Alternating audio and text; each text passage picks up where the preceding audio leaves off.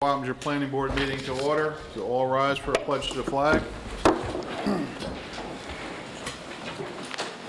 Pledge allegiance to the flag. United States of America, and to the republic for which it stands, one nation, under God, indivisible, with liberty and justice for all.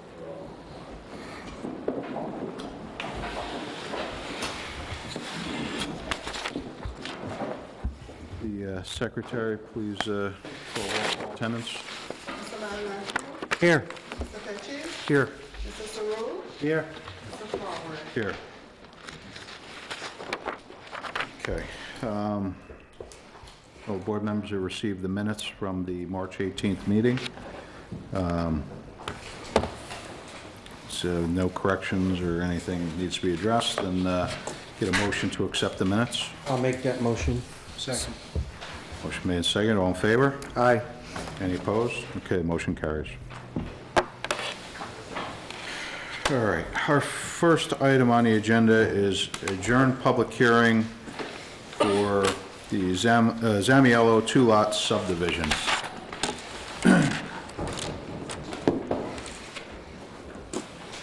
Get a motion to open the public hearing. Motion. Second. All in favor? Aye. Any opposed? Okay, motion carries. Or if you stay over there, you could take the microphone. Hello? You can't No, go it's to the just, mic, it there's no goes sound right to the system, audio. it's just on the, okay. just recording for the cameras. Good evening, Mike Gillespie from M. Gillespie and Associates, here for the Zamiello two-lot subdivision. We are here under an adjourned public hearing. Because this adjourned public hearing had gone on for quite some time, it was in best interest of the project and the board as a whole to go ahead and not necessarily re-advertise in the paper, but we sent notices out to all the adjoining property owners again. So that was done, and the slips were submitted. So just to make sure we got the public up to snuff and up to speed, Just because so the neighbors know what's Right. happening with the project. Right. So it's a fairly straightforward two-lot subdivision off of All Angels Road. One of the reasons that we actually had some delay was on the larger lot, you'll see there's a large DEC wetland, which only showed us a very small spot at the bottom of the lot if you take a look at the DEC wetland maps. But then when they went out there and actually flagged it, it got much larger, okay? So we had to basically pin the house and the septic and the well and develop a portion of the lot in a very small area. We've been having some, Let me interrupt you a second. Could you turn the map, just so that the public can see, can view what you're discussing? Okay, thank you. Mic out. No, it doesn't come out. If you want, if you want to go and show on the map itself, please use one of the microphones.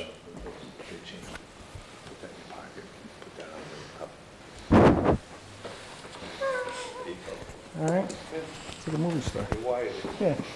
Anyway, let's see if I can get the board. What we're talking about is, this right now is one large piece of property. This lot was approved as part of a previous filed map, the entire parcel. This house is approved, this septic's approved, well location. What we're doing is we're separating and we're creating another lot off of this side. So this area is the wetland area that showed up. Again, originally it showed a very small wetland area in this location, but when the delineation was done, the wetlands spread, as they sometimes do. So we had the wetland, we have the 100-foot buffer, so we were working in a very restricted area in order to get this additional lot, but we can't get involved. Sir? Can you please point All Angels? All Angels is right here. Okay. Yeah. Long story short, to be able to fit the septic in there, and we've been working with the health department a bit, trying to make sure that we have a viable lot, which at this point we're comfortable with what we're doing, and moving forward with the project. Each lot will be served by a separate driveway access off of All Angels Road. Okay, and other than that, it's fairly straightforward. There is recently there was a home that was built next to this on All Angels Road, so these are just two further to the north, rather.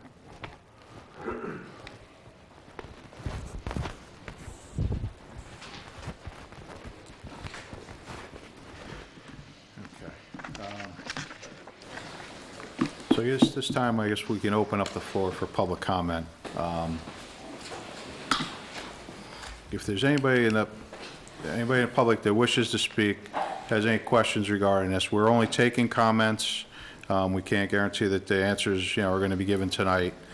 And we are going to limit you to 3 minutes, just to, make your comments and concerns. All right, so is there anybody there that wishes to speak on behalf of this application? Gentleman here on the aisle. Please do me a favor, you have to come up to the podium and give your name and address for the record. James Callaghan, 145 All Angels Hill Road, directly across the street from what's going on. Just residential or commercial? Quickly, it is a residential project. Okay. Yeah, there's no commercial zoning in that. Perfect. Yep. That's all I need to know. Okay. Is there, yes, gentleman with the blue shirt? Yep, please.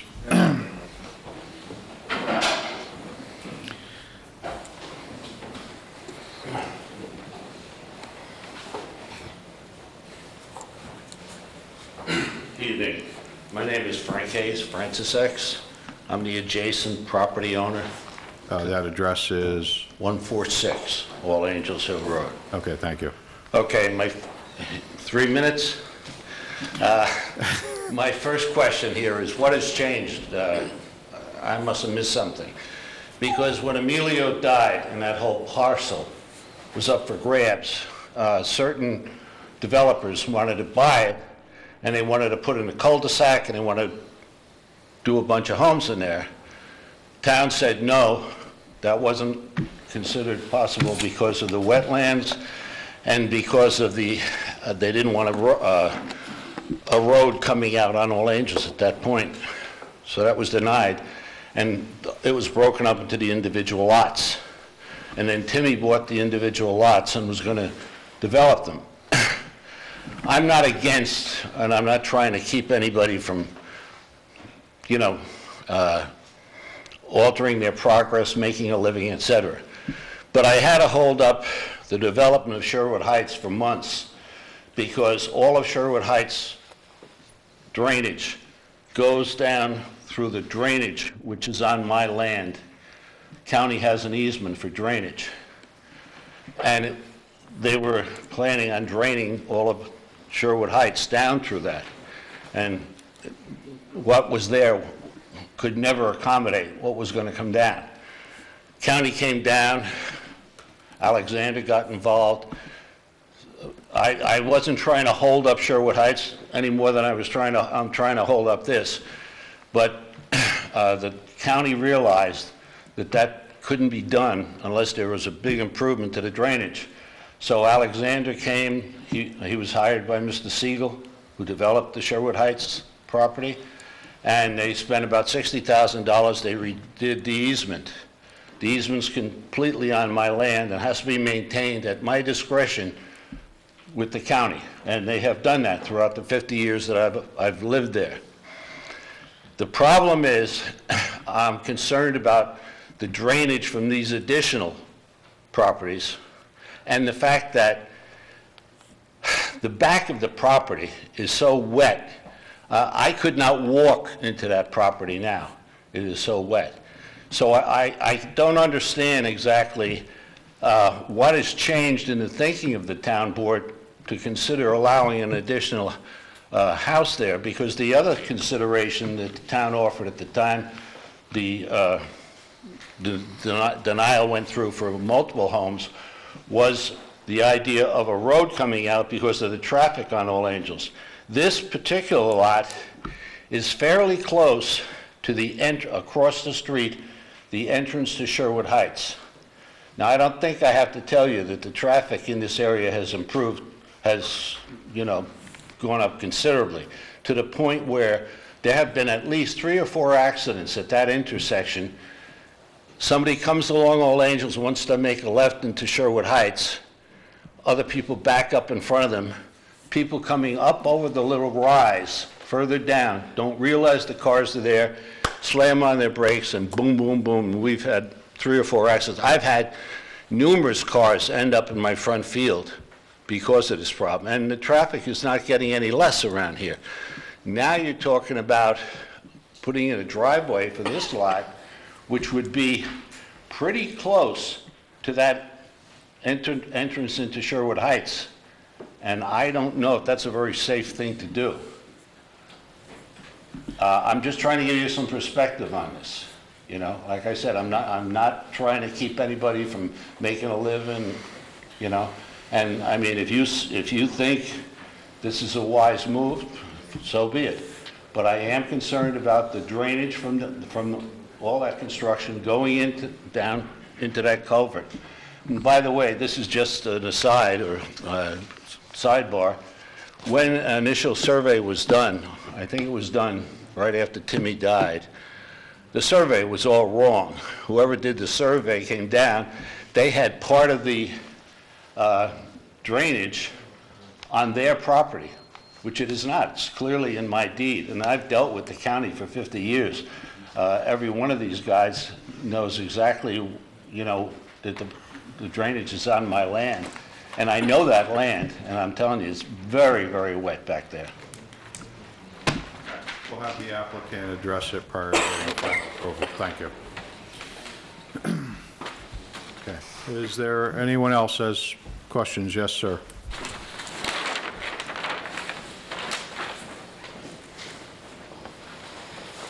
My name is Brian Thompson. I own the property directly behind, and The address is where you live? Old Myers Corners, 22. Okay.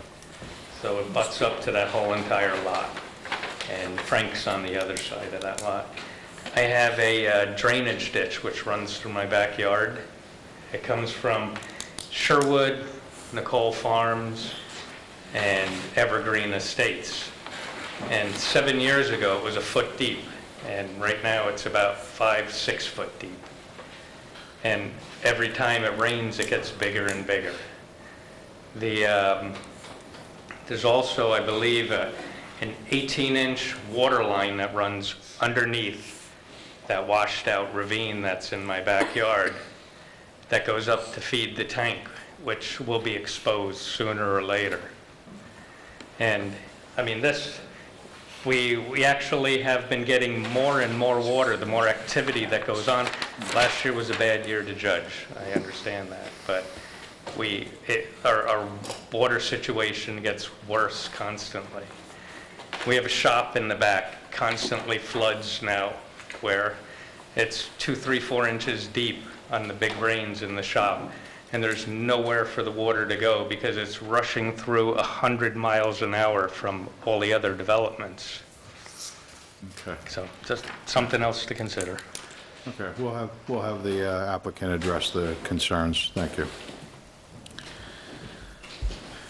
Yeah. Is there any other comments?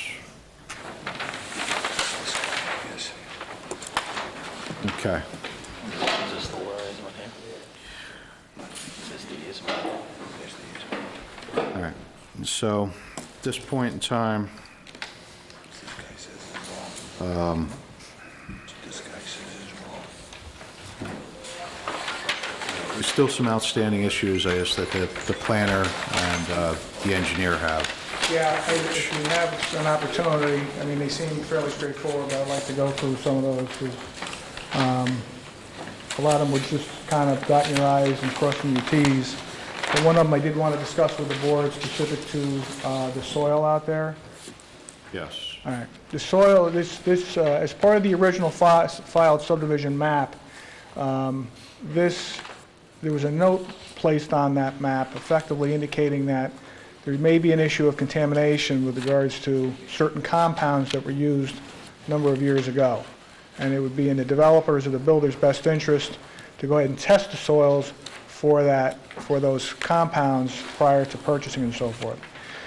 We recognized that note early before coming in with this subdivision, and actually prepared a report with some sampling to go ahead and determine if in fact those compounds existed at what they call background health effect levels.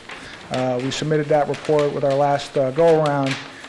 With that, the results of those tests indicated that there was the presence of the compounds, but well below background levels. There were 2 other components that were tested for that didn't specifically come out and weren't noted in the report, but we will do that, okay, just for clarity. That doesn't also dissuade the fact that it was mentioned, I think, in Bob's letter, that that same note should carry on from that plan to this plan, okay? Even though we had prepared those tests for our potential purchaser who did purchase the property as a whole, that shouldn't dissuade someone else from coming and doing the same test if they feel so. So we're not opposed to placing that same notation on this current map to allow another level of safety, I guess. Okay. So it's just to carry it from the same note from the previous subdivision. Right, it seemed to work for the last subdivision, so we should hope that it would work for this one. Again, I don't think there were any showstoppers in any of these letters, fellas. I think it was, I believe that was your note, David, for the, No, I don't think there are any showstoppers. I would agree with that. There's just some more homework to do. well, just do the, but if these still got to get the soil test, correct? Yes, yes, Which he says he's going to do. right. Right, but just carrying a note over from the previous plan also, assuming the levels are below the, And assuming they come back fine, there's no need for remediation. right. We'll see what the levels are when they come back. Yeah, in the confines of the report, actually, the values that come back from the laboratory, those values are actually in there. They just didn't transport into the cover letter where I had Right. those, so I'll highlight those and give you the background effects, but we already have the information. Right. So there's nothing in there that can't be resolved. Right. Okay. What DPW? Met with them out there, they got a map. We got Bobby's site distance on there. They said it was an issue, but I'm scratching, Okay with the driveway? I'm scratching them for their letter, yeah.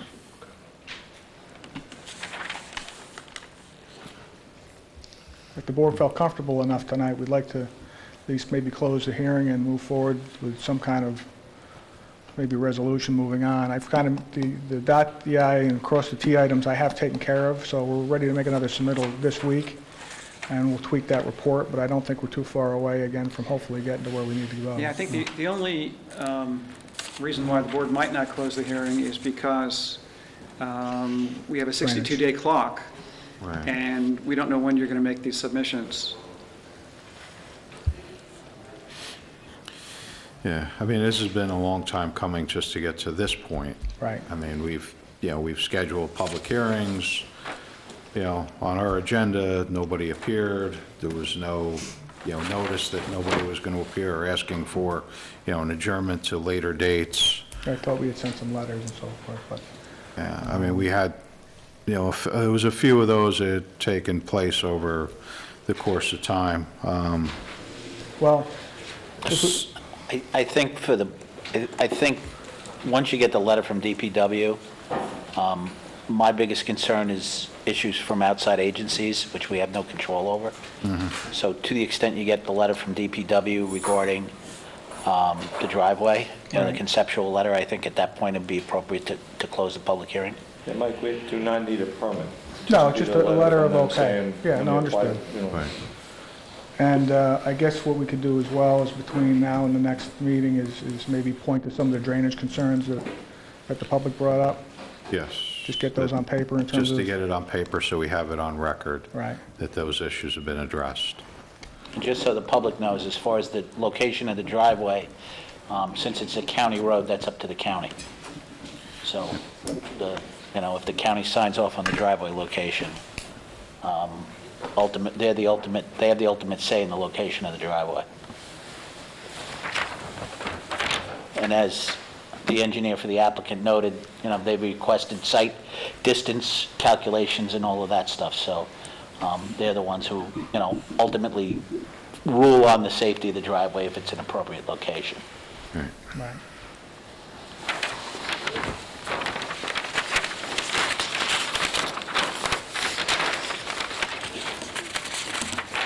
So at this point, I mean, maybe we adjourn it, if we adjourn the public hearing for the time being, and you work on getting us a couple of these additional items, and then we can move forward from there. Okay, All right? yeah, Fair enough? fair enough. Okay. All right. So now that becomes a question of what would be the next available date to adjourn the public hearing till. Going to May, What? Into Yeah. May, yes. May 6th, or May 20th? Why don't you leave it up to you to choose? Well, we spent some time today, just cleaning up some of the cleanup items on the plan and so forth. I'll have to push the county, but I would prefer the 6th, if we could squeeze in. I'll have a submittal toward the end of the week Okay. with modified. All right, so for May the 6th. All right, get a motion to adjourn the public hearing I'll on make that motion. May the 6th. Second. Motion's made, seconded, all in favor? Aye. Okay. Yeah, motion, so we've made the motion to adjourn the public hearing to that date. See you then. Hopefully you have the information into us and we'll move forward at the next meeting. You got it. Thank you, guys. Thank you.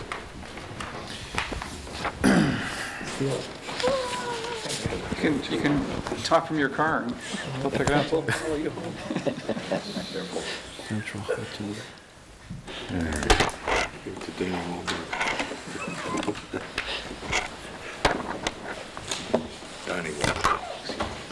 All right, our next item on the agenda is adjourn public hearing for Central Hudson townwide pole and wire replacement.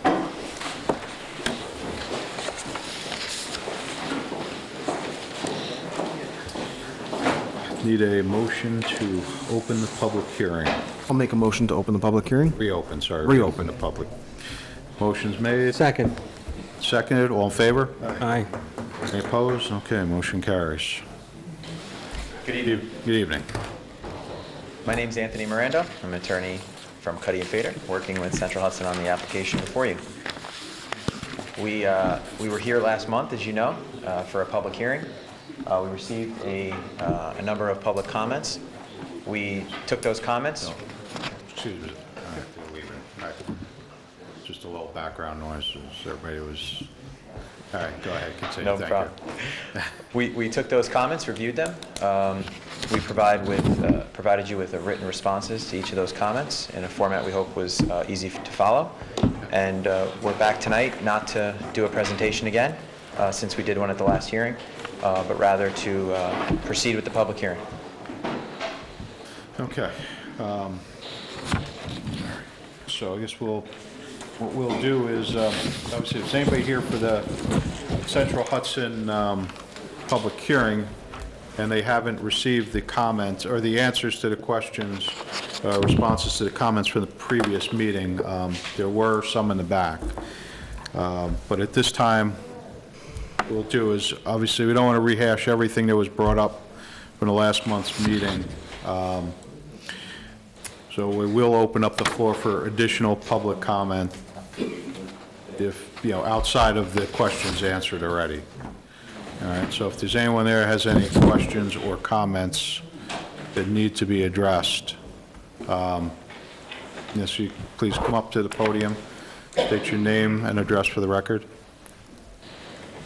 My name is Kathleen Hollup. I live on 3 Wendy Road in Wappingers. I was looking over the past meetings that were here on this issue.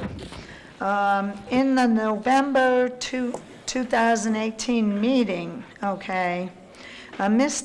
Marinaccio asked, will they be adding any extra wires in the future? Lieberman said, it is described in the impact study there will be a hole for the pole to go into. He never really answered Mr. Marinaccio's question, will they be adding any extra wires in the future? Then in that meeting, Mr. Haran said, the application is just for KV lines right now. Miranda said, that's correct. Haran said, then KM lines will come on a separate application, and Miranda said, correct. I would like to know how many kilovolts are on the KM lines, what they are, and exactly more about that issue. Also, there's another thing too. I mean, we have a neighbor, Mike Miner. He has a special needs child, okay, and a swimming pool right near the pole in his yard. Now, if they're going to increase the poles to 59 feet high, why can't they give him a wooden pole 59 feet high so that there's no electrical possibility of his child being electrocuted in the swimming pool? I mean, if they're going to make them all 59 feet high, why can't he have a 59-foot-high wooden pole to avoid possible electrocution of his special needs child? That would solve that issue. That's it. Thanks.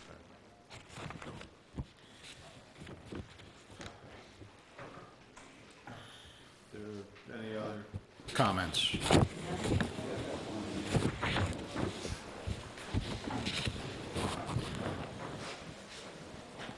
Paul Hollop from 3 Wendy Road, Wappinger Falls. My question is, what's the life cycle of these poles? Because I read in previous meetings where they do a 5-year review, to see if it's going to stay there. But what's the life cycle?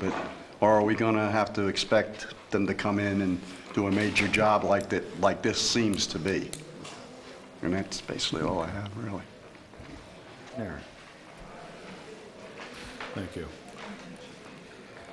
There any other questions or comments? All right. Would you guys be able to just answer those 2 questions rather quickly, just so we have it on the record? Sure.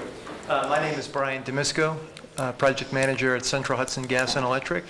The first question, I believe, was regarding the KM transmission line. The KM line is a 2.9-mile, 69 kV transmission line, same voltage rating as the 69 kV TV line. The KM line is also a project that we are preparing to submit a site plan application for as a separate project for a replacement, as a replacement project similar to the TV line. The KM line shares its traverse between the town of Wappinger and with the town of Poughkeepsie. Okay. Okay. In terms of the question regarding the lifespan of the poles? Right. We have our project design engineer, transmission design engineer, Mike Campagna is here. And I would like to defer to Mike to talk about the life of the steel poles that, I think I know the answer, Mike, but I'd rather defer to our professional engineer. Okay. Mike Campagna, I'm the design engineer for the transmission poles. Typically, we look for these steel poles to last between 40 and 60 years. So, 40 and 60 years. And that's in average as opposed to the wooden poles, which are about the same. There's not, the problem with wooden poles is that they're subject to woodpecker damage, which is actually why there was replacements in the past, which reduced the life cycle usually of those, of the wooden structures. Okay, thank you. Thank you. Okay.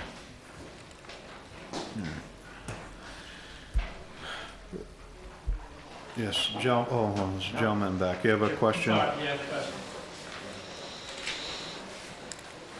my name is Mike Palmiero. I live at 11 Windy Road. So there will not be additional power lines in the future? Or is what he's saying is he's going to please address the board. I mean, it's not supposed to be... Sorry. What he's saying is there's going to be something in the future attached to these poles or more lines attached in the future? Is that what he's saying, or? No, not as part of this application. I believe this is just replacing what's existing on what's currently out there. Okay. Just, is any portion of this right-of-way have local distribution attached to the poles, or is that the KM line? So, yeah, I'm just going to follow up something that Sure. Brian said too. Just to be clear, the KM line is a different transmission line than Correct. the TV line. They're two Right. separate applications. Yes. They don't follow, I think the impression was that they're following the same right-of-way for the entire right-of-way. That's not the case. They go in different directions. Right. There's a small portion in which they overlap in relative to the overall right-of-way. So they're two separate lines. Yes. The question about... I know at some point there was a discussion of putting local distribution Yes. onto the poles. Yes, I can Is- speak. Sure. Sure.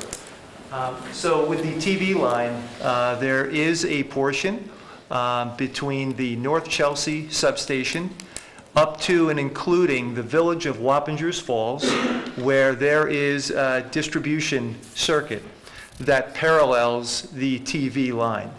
Now, that pole line traverse, at times the distribution is on its own pole line, and at other times it will hop on, as we say, to the existing transmission, the TV line, and then it hops off. What we are proposing to do with the TV line replacement project is to be able to eliminate that distribution traverse that is there and put the distribution on the pole structures of the new replacement TV line, which will be closer to the center on the new TV line, the replacement line, rather than having it on the edge of the right-of-way. So we'll be able to get rid of those wooden poles. They will go away, and we'll have new distribution conductor that will attach onto the TV line structures. And just for the record, what's the distribution, what's the voltage of the distribution? We call that 13.8 kV. Okay. And that would be what's on the typical Yes. pole on a street? Very, very common. And again, those are existing lines, so I think what Brian's saying is they're not increasing the number of lines there. Right, just Correct. consolidating onto the new pole. Consolidating the Right. infrastructure. And that only runs from the North Chelsea substation up into the village of Wappingers Falls. Into the village of Wappingers. From that point forward up to the Myers Corners substation, it's just the TV line, transmission line itself. There is no distribution that will be on that transmission line. Okay. Right. And the benefit that we have, and I should explain this, the benefit of consolidating, to use your word, is that we're able to get that distribution away from the edge of the right-of-way, which is arguably in more harm's way with danger trees. So as we move that toward the center, we put everything in the center line of that right-of-way. It's better for storm hardening and better for managing that line. Okay. All right. All right. Is there any further questions? I have more, but I couldn't say them all in 3 minutes. If you wish, you can come, I mean, if you have any questions, come on up.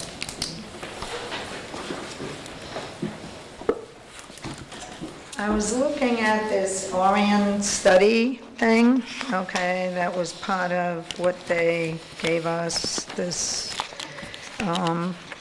it says our evaluation confirmed that existing and predicted EMF levels at the model locations are well below applicable regulatory standards at the edges of the row.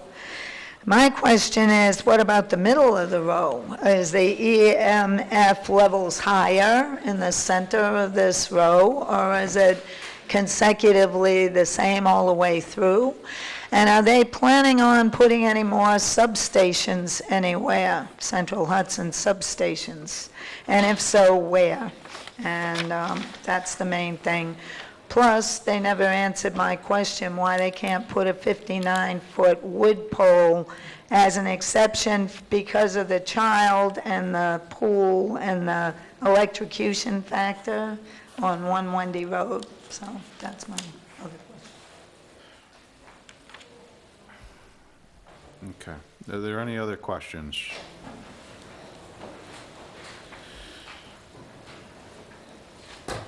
Okay. So you have anybody that can answer regarding the electromagnetic waves?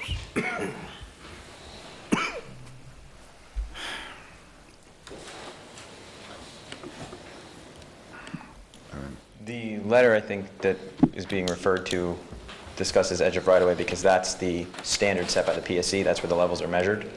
So that's, I think, the reference made. I don't think it's an implication that there's non-compliance elsewhere. That's how the standard is addressed. The question about more substations.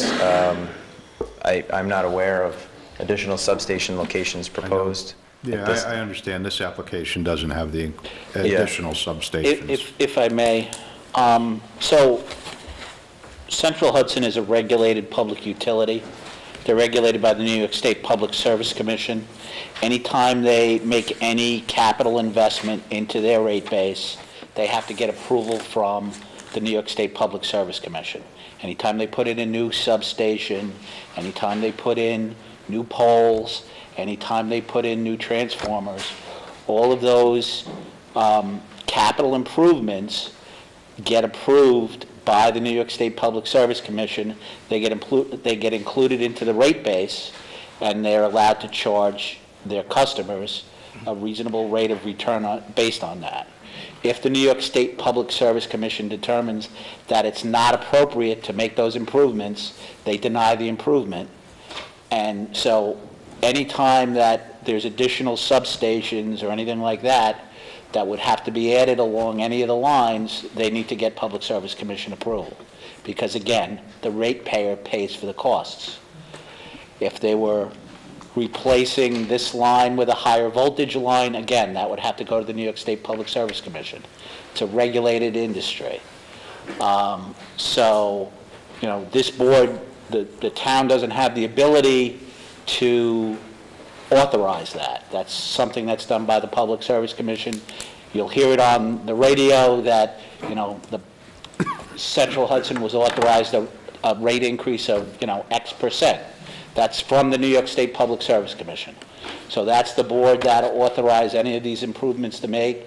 And as part of that rate increase, that's where, you know, that the rate increase is factored in as a portion of any improvements that they make over the life of the system. So they just can't, they don't have the authority to just, they're not a regular business. They can't just come to the planning board and ask for the ability to put in a substation or anything like that. They have to get authorization from the New York State Public Service Commission. So the other thing is, with respect to the measurements as far as the right-of-ways, as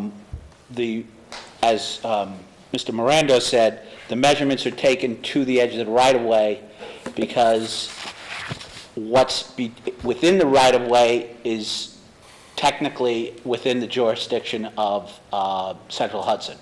They have the right to use within the right-of-way, and if they authorize anyone else to be in the right-of-way to put in a swimming pool or anything else, that person needs to get a license from Central Hudson to do that.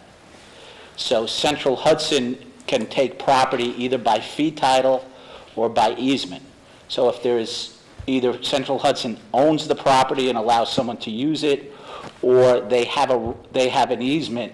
In this case, the easements are probably, you know, going back to the 1920s when the line was first put in. So whatever improvements at the time, if you look at the easements along this right-of-way, these easements were created back when this was farmland. So there's a lot of issues that come up from time to time. A very large portion of the Central Hudson easements require that they leave behind the firewood for any trees that are cut, because at the time when the easements were granted, they were farmland. So the farmers wanted the wood for their own purposes. So many of the easements to Central Hudson specifically say Central Hudson must leave the timber on the site for the property owners. So, you know, and that's the reason why the measurements are taken to the edge of the right-of-way. The ROW is the right-of-way. It's because Central Hudson is considered to have control over anything that's within the right-of-way, and anyone who's within the right-of-way is subject to Central Hudson's control. So that's the reason why the measurements are taken to the edge of the right-of-way.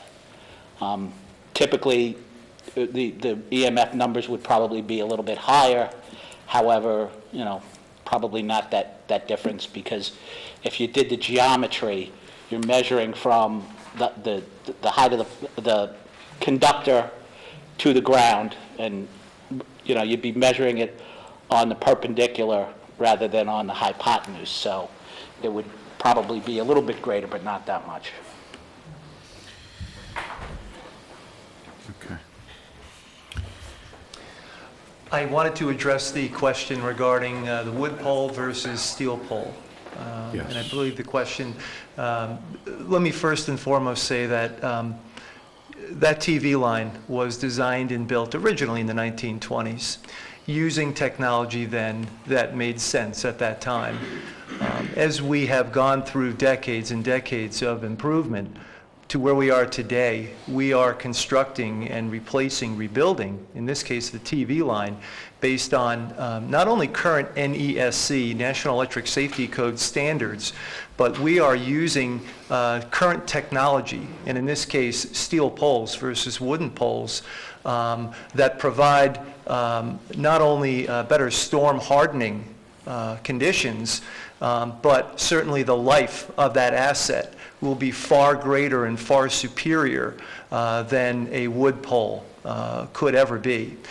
And I'll make very clear that there is no degradation in terms of safety or reliability. There is no compromise of that condition with a steel pole versus a wood pole. The grounding condition is very much in place for steel pole as it is for wood pole. It is a much more durable product than wood could ever be. And what we have observed, even in recent years with the TV line, is that we have wooden poles that after 5, 6, 7 years are experiencing degradation as a result of the environment, particularly woodpecker damage. And once that starts, there's infestation potentially of insects and just general degradation due to the characteristics of not having the original wood pole that was there when it was installed. I will go on the record by saying we will not have woodpecker damage on steel poles. They do not like steel poles. They are very resistant to the woodpecker damage. And they are, again, grounded, they are instructed, they are installed to standards, and they are no less safe than their equivalent wood pole. I'll put it to you that way. Okay. Okay, thank you. All right. Okay. All right. Board, do you guys have any questions? So your answer was that that's going to be grounded near that swimming pool, with that one pole that seems to be an issue. The question, I'm sorry. The swimming pool issue that she had brought up, Right. the poles you say are going to be grounded, so will be no problem in the future. It will have all of the safety characteristics that are required according to standards for the industry that we are designing for and under NESC, National Electric Safety Code conditions. Okay, thank you. You're welcome. Yes, board members, any questions? Okay. All right. All right, so at this time, we've got all the answers addressed. Could we get a motion to close the public hearing? I'll make that motion. Second. Motion made, seconded, all in favor? Aye. Any opposed? Okay, motion carries. Okay. All right, so I guess at this point, we've closed the public hearing. Same night, you just have to make that resolution first. Just looking to get a negative declaration for the secret process. We can draft that for the next meeting. Okay, so we'll move forward with having our planner. We're going to authorize the planner.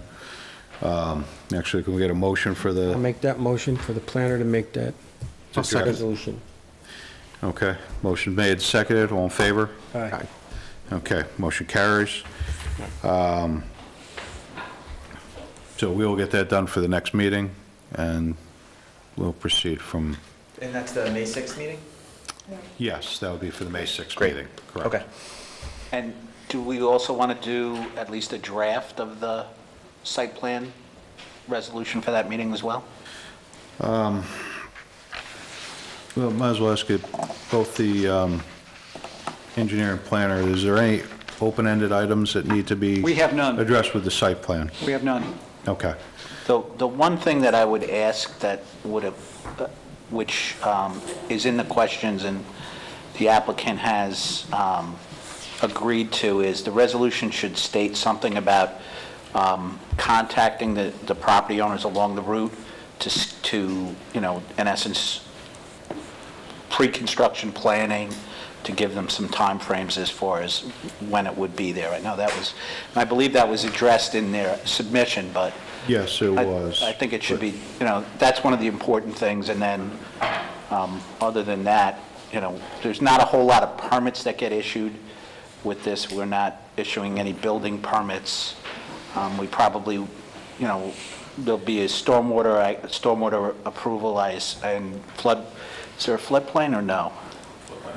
Floodplain and wetlands, so, and then the SWIP, and then, you know, some, if there's any construction access, I don't know if that's with us or county. There are a couple of crossings which we will have to have Right.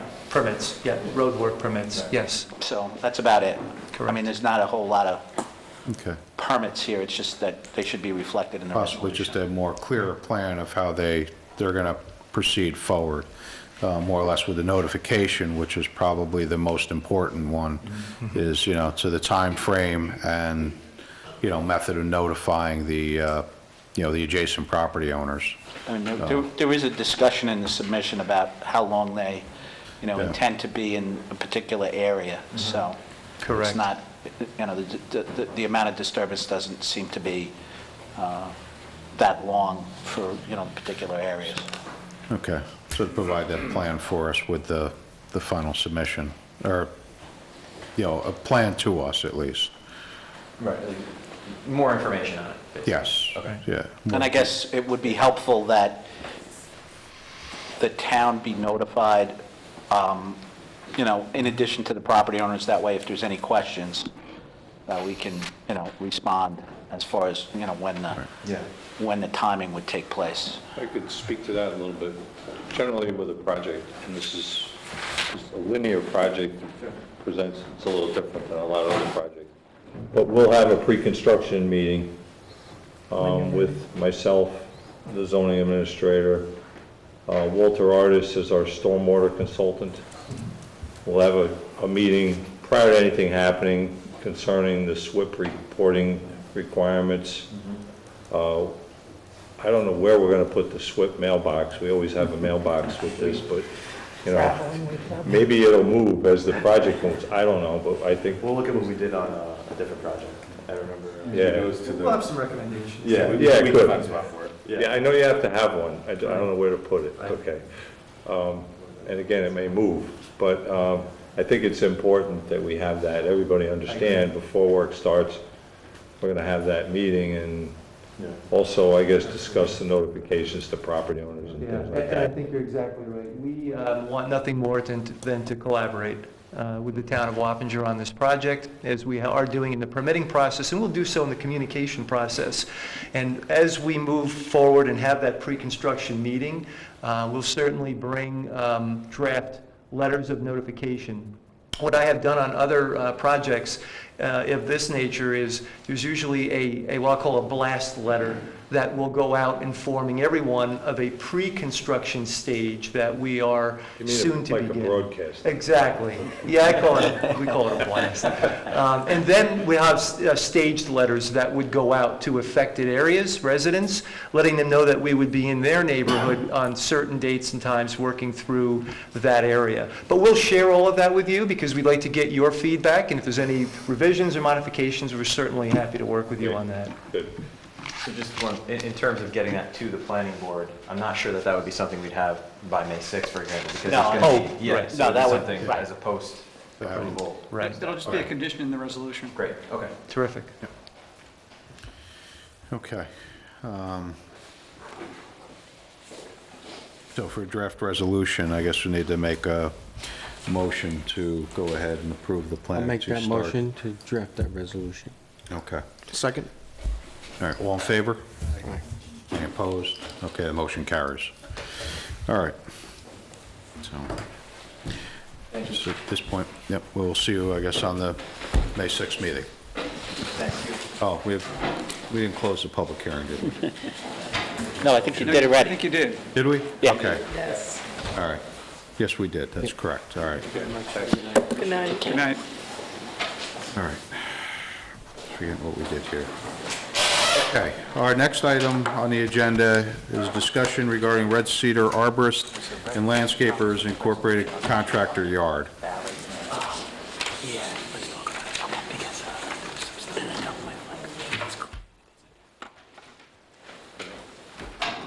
Anthony, if there's a resolution you like, email it to me.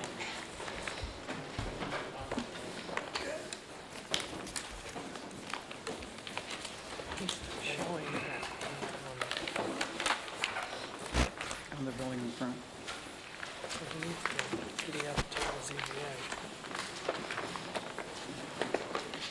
Does he want to do an update? Motion will ask him.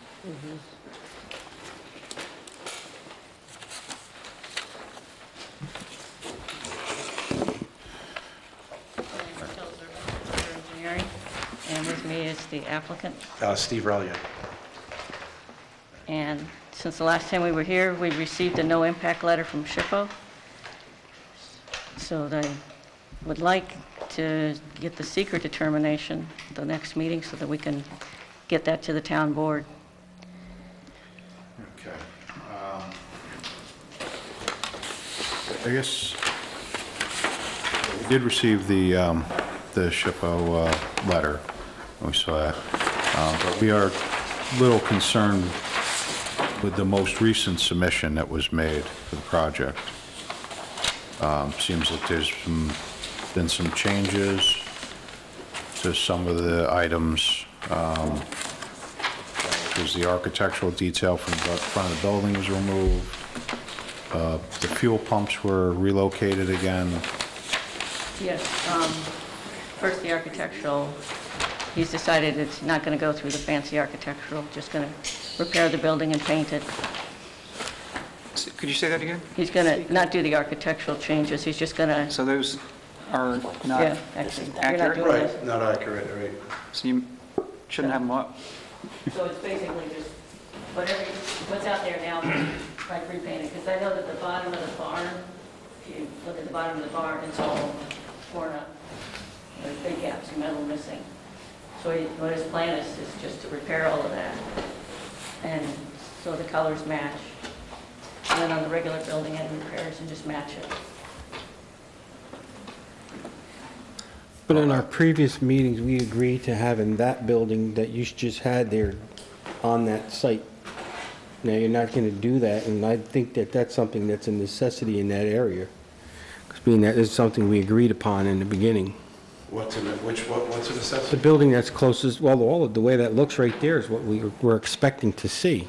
It's been a year and a half trying to get through this. I don't want to delay it with more issues. Well, I wanted, just said, let me, just wanted to pretty up the front of the barn, and then it requires us a setback, what we call special use variance. I can do that later, I don't want to delay. Well, can we make that part of this, that he's going to do this later, or do we have to? It can be phased in. It can be. Yeah, I mean, I want to do it, I just don't want to delay this anymore. It's a year and a half now. But the delay is not on our part. Special use for variance, Right, but probably push it down the road even farther. How long would that take, Barbara, for a special use? Usually, it's not a special use, it's just a variance. It's usually 2 meetings, so a month. A month. I don't think it's going to take that much anyway to get all this through, right? Well, actually, it has to go back to the town board, so you could do, for rezoning of the property, so you could do those in parallel.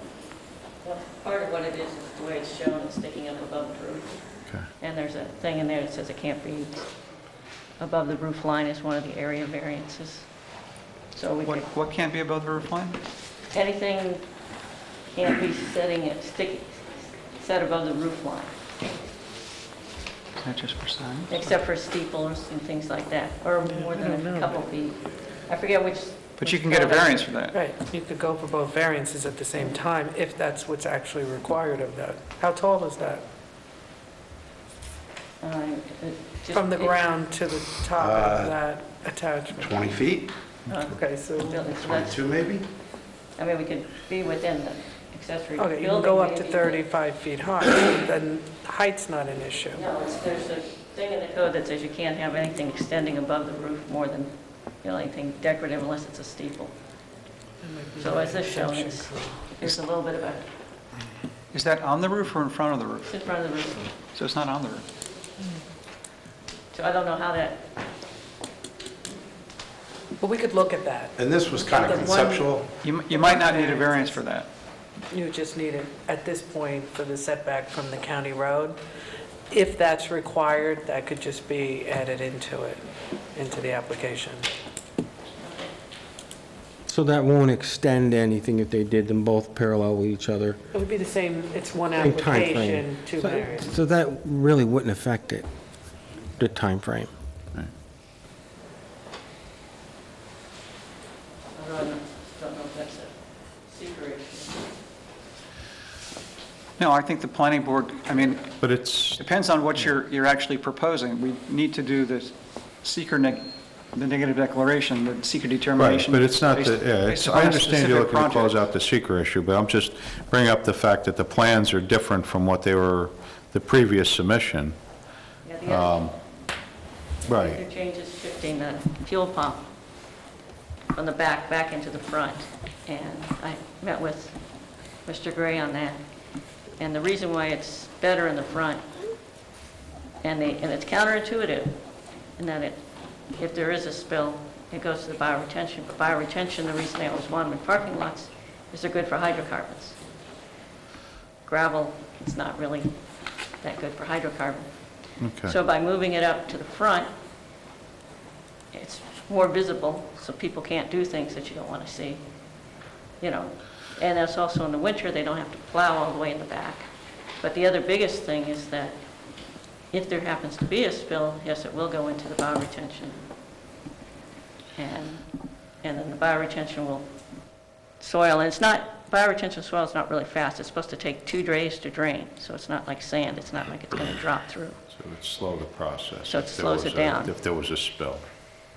And this is a filtration bioretention, not an infiltration bioretention. There's Okay. 2 different, in the DEC code.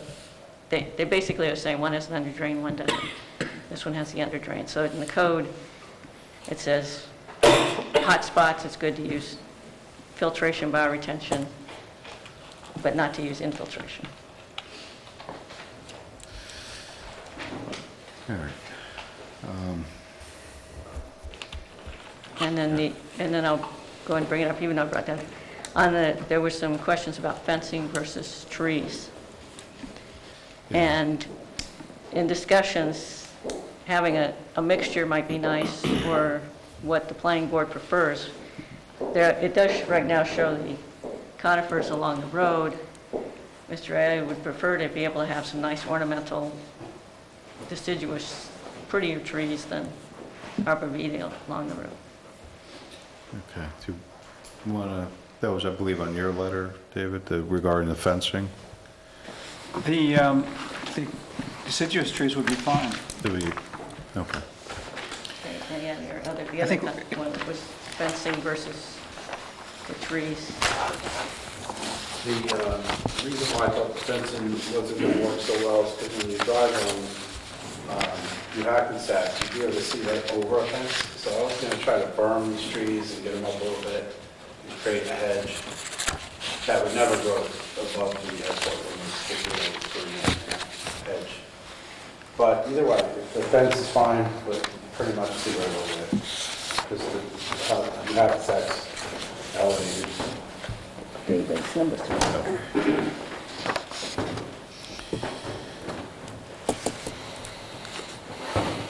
Okay.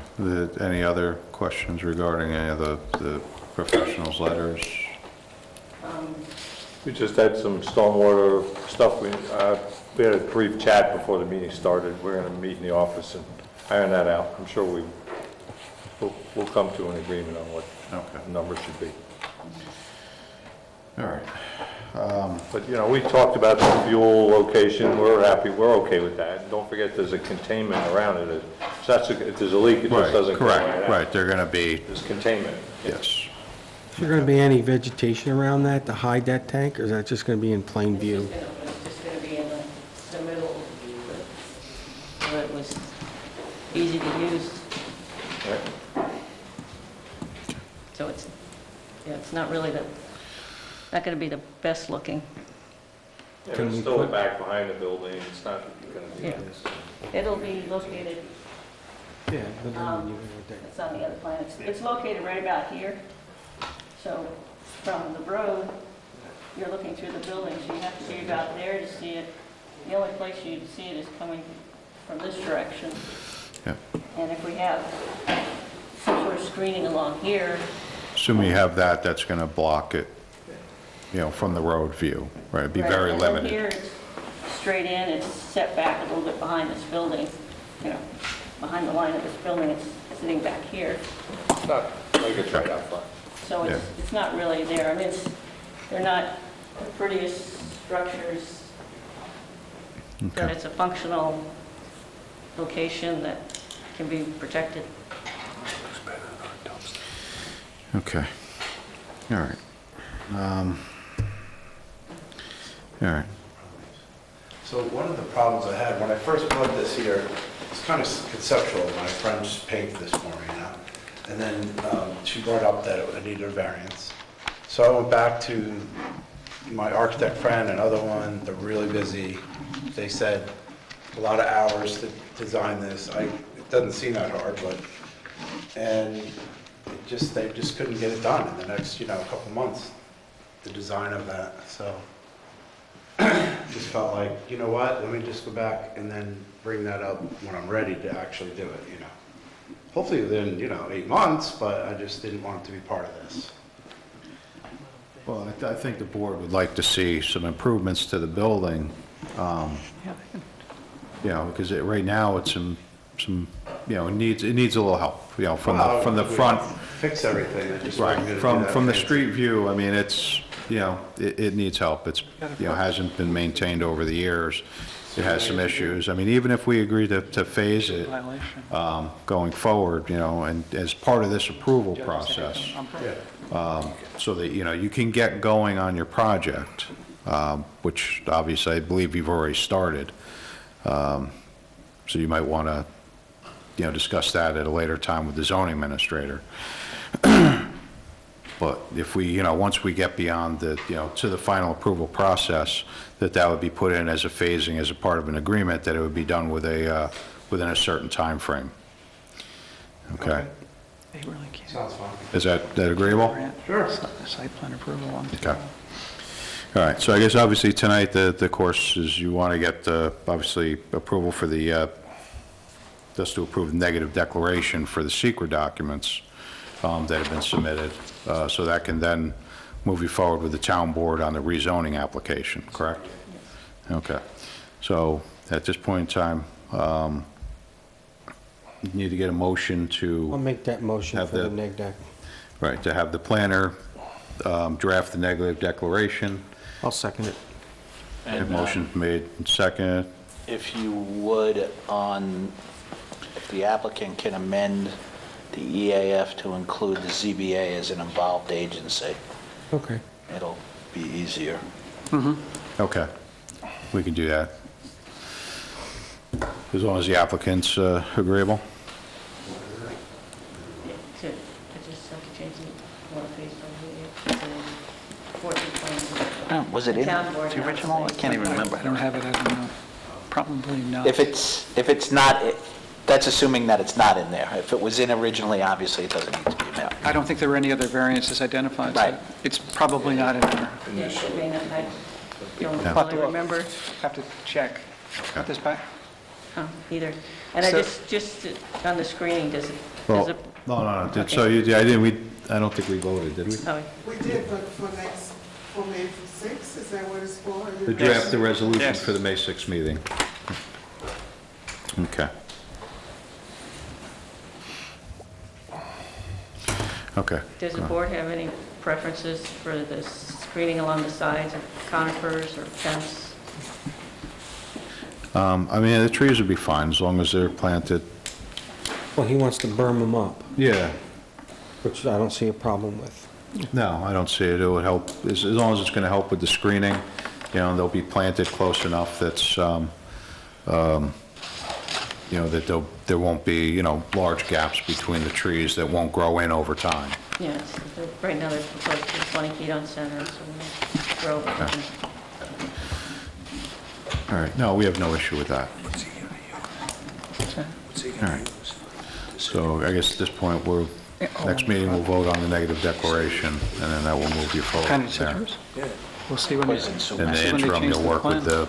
the planner and the engineer to resolve any open issues so that the application, you know, can be completed and we can move forward at a future date.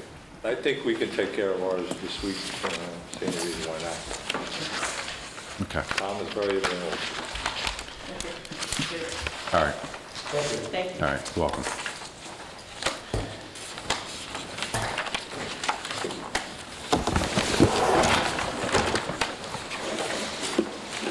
Okay, our next item on the agenda is the Ober Creek lot line realignment.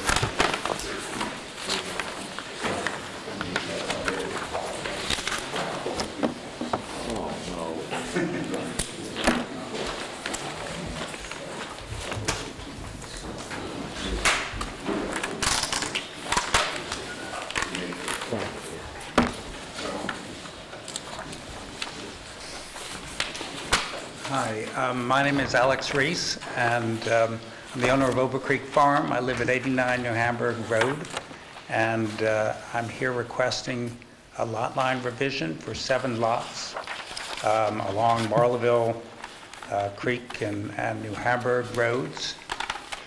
There's 7 lots now.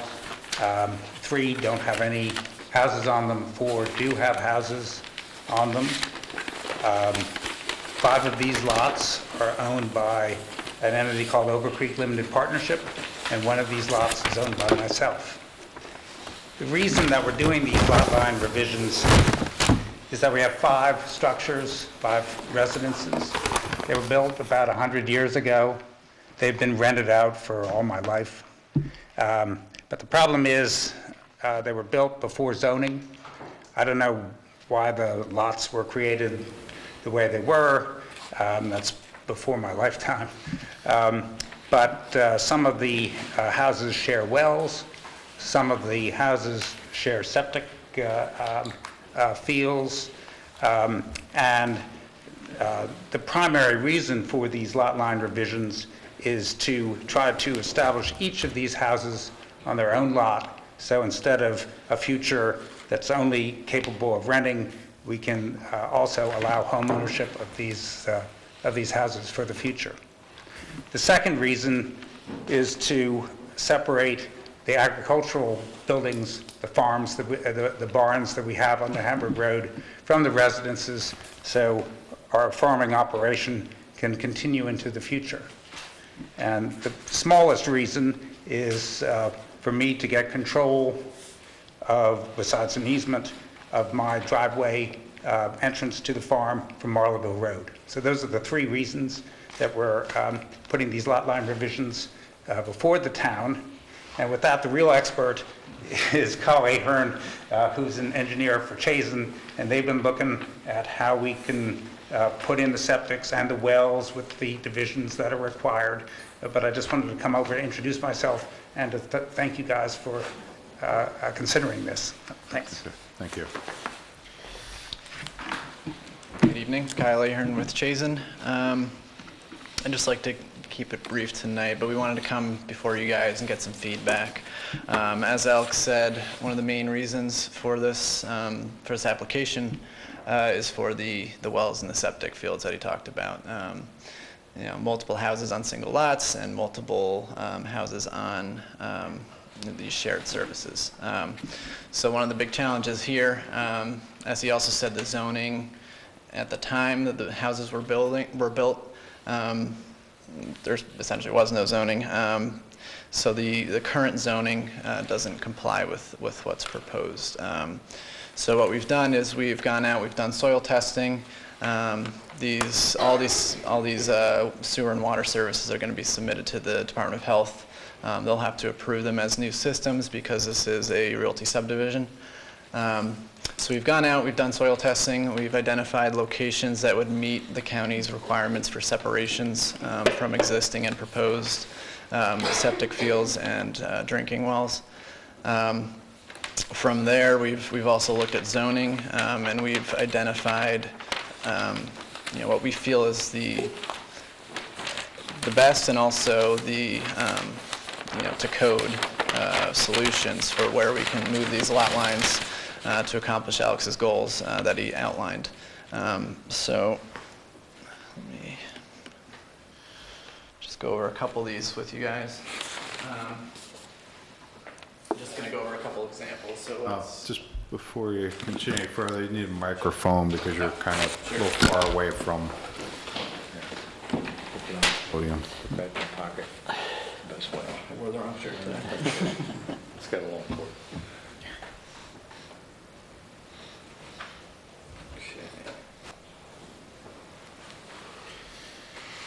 All right, is that better?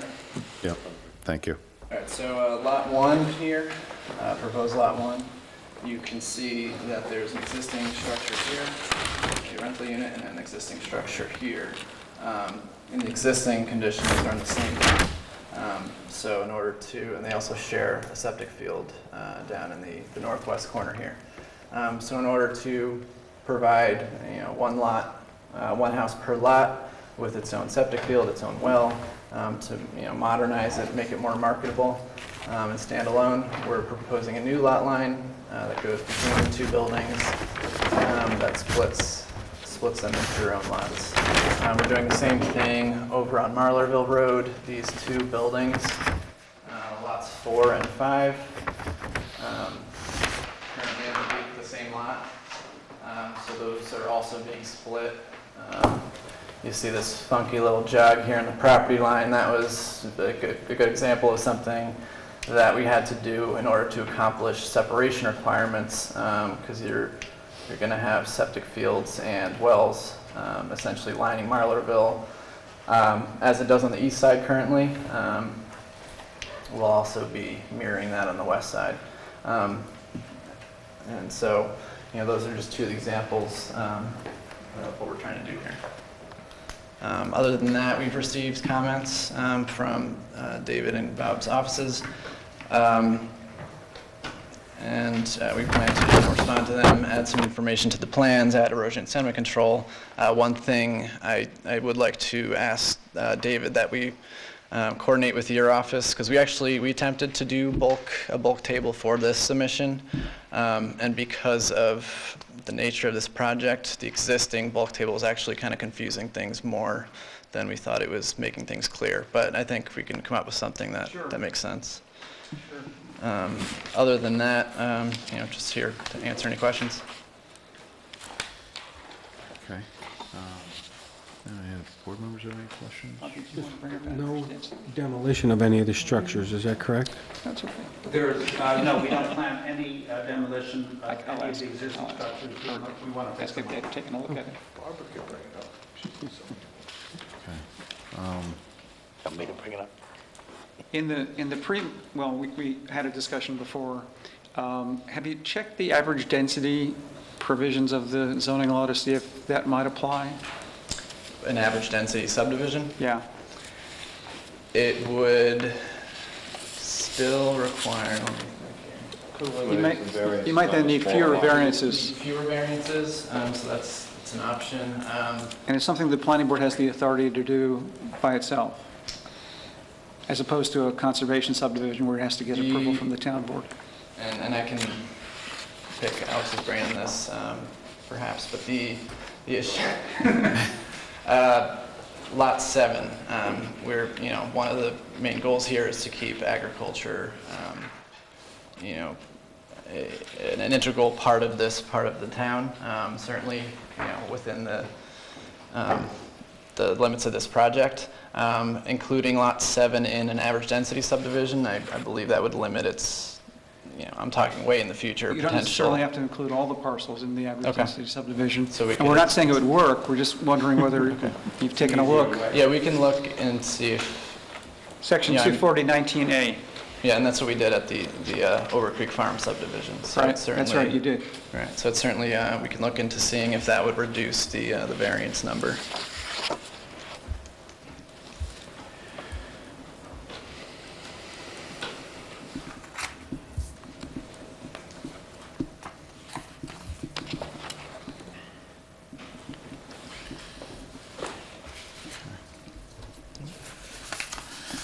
All right.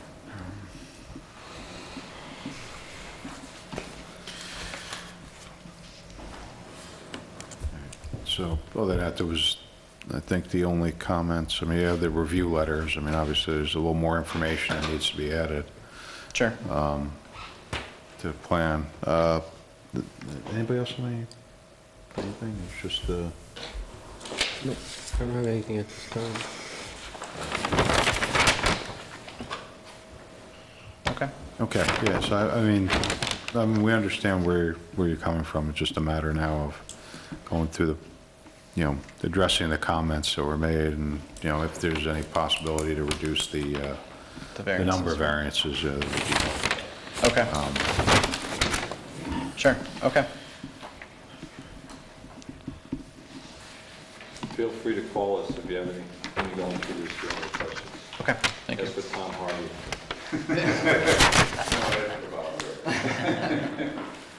All righty, well, appreciate it. Thank you Okay, very much. all right, thank you. Thanks, Alex.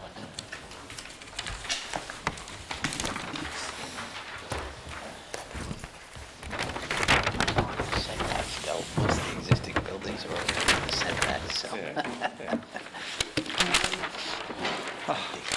Just skip a beat.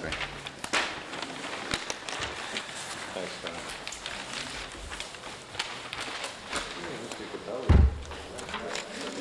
All right. Next item on the agenda this evening is 33 Middlebush Road, site plan and lot consolidation. Good evening. Al Capelli, architect for 33 Middlebush LLC. We have the building photograph on the easel there. Most of you, as I'm sure, are familiar with the building right across the street. Had been used previously during its heyday as various commercial businesses. It's in a residential zone. So when it was discontinued as a business use, the zoning reverted, or the use reverted back to the single-family residence. We went before the Zoning Board of Appeals for a use variance, and they were kind enough to grant us a use variance for the building for contractor storage, feeling that the building where it was on this portion of Middlebush Road, what else could be used, the property, et cetera, et cetera. It's almost a quasi-commercial use. So the intent of the property is to use it for contractor storage.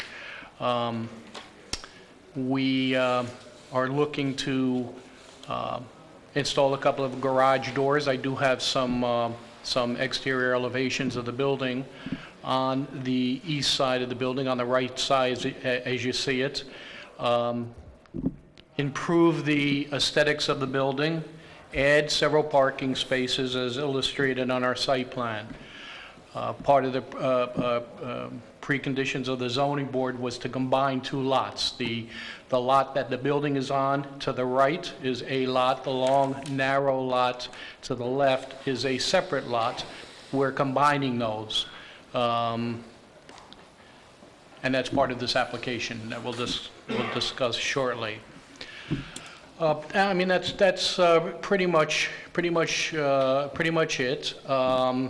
I think there were some comments that we saw about land. We will be supplying, which we have in a landscaping plan, a drainage plan. There is some wetlands on the property, which we did have flagged, but fortunately or unfortunately didn't find its way onto this submittal, but that was flagged within the last 18 months, I think as a precondition of the zoning board when we were going to the zoning board.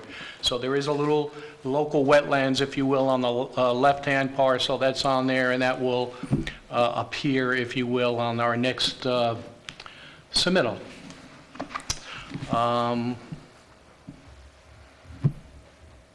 Other than that, we submitted a pretty detailed narrative. I don't know if you had the opportunity to review it, explaining, you know, what we were looking to do, the limitations, if you will, to the property set before us by the zoning board. I think, I don't have anything else. If anyone has any questions as to the direction we're looking to go in. I mean, I think you've addressed the fact of the, you know, the aesthetics of the building. You know, obviously you're going to provide us in future presentation for, you know, the elevations. Obviously you're going to do some changes to the street side elevation and also the, yeah, we have also the east elevation of the building. Yes, and we have a very preliminary that's Oh, sorry, yes, you have to. That's going to be modified. So basically, the building, the street elevation, and perhaps the elevation facing the parking lot. So we're looking to do something like that. We'll bring something similar to- colored, if you will, try to keep it, try to maintain a quasi-residential, you know, with a pitched roof, some dormers, if you will, as we are in a quasi-residential neighborhood. Okay, that's, yeah. It's a nice improvement to the property. Okay, and then the other question, the one question I had was just the in the back, you're going to provide dumpster enclosure behind the building? Yes, actually, Or is it just a dumpster? Because it wasn't quite clear. We'll put an enclosure around it. I know we note that there will be a dumpster there. I think that was a comment. We have no problem with putting it in an enclosure. Again, just didn't get to that point of any of the details on there. But yeah, we'll put it in an enclosure. That's not a problem. Check with my office on that. We're getting a little more detailed on what we want. We want bollards inside the enclosure. Yeah. We would prefer a steel frame on the doors so that they don't sag as easily. One of the things I really like to see is a side entrance to the enclosure without a door. Doesn't even have to have it, just a serpentine entrance so there's no wear and tear on the doors. In other words, if somebody has to put something in the dumpster, they don't have to open the doors. And we have a typical detail for that. Yeah, doorless. Yeah, we're getting a little more picky about it, and I think we might even get to a standard enclosure. Just something that's going to, obviously something that have some longevity, you know, not something we're worried about the dumpsters getting knocked into the enclosure itself and then ultimately. Yeah, the bollards inside helped a lot with that. Yeah. That's fine. We coordinate that. And that side entry, if you can. No, I didn't get a memo from David. Did you prepare a memo, David? I did. I didn't get one. That's You can okay. take this one if you want. Absolutely, thank you. Did you get the Dutchess County? I got the county one today, which, I mean, some appearance issues, landscaping, all that we're going to add as anyway to satisfy any of their Let me know if concerns. this is still your email address. Thank you. Sure.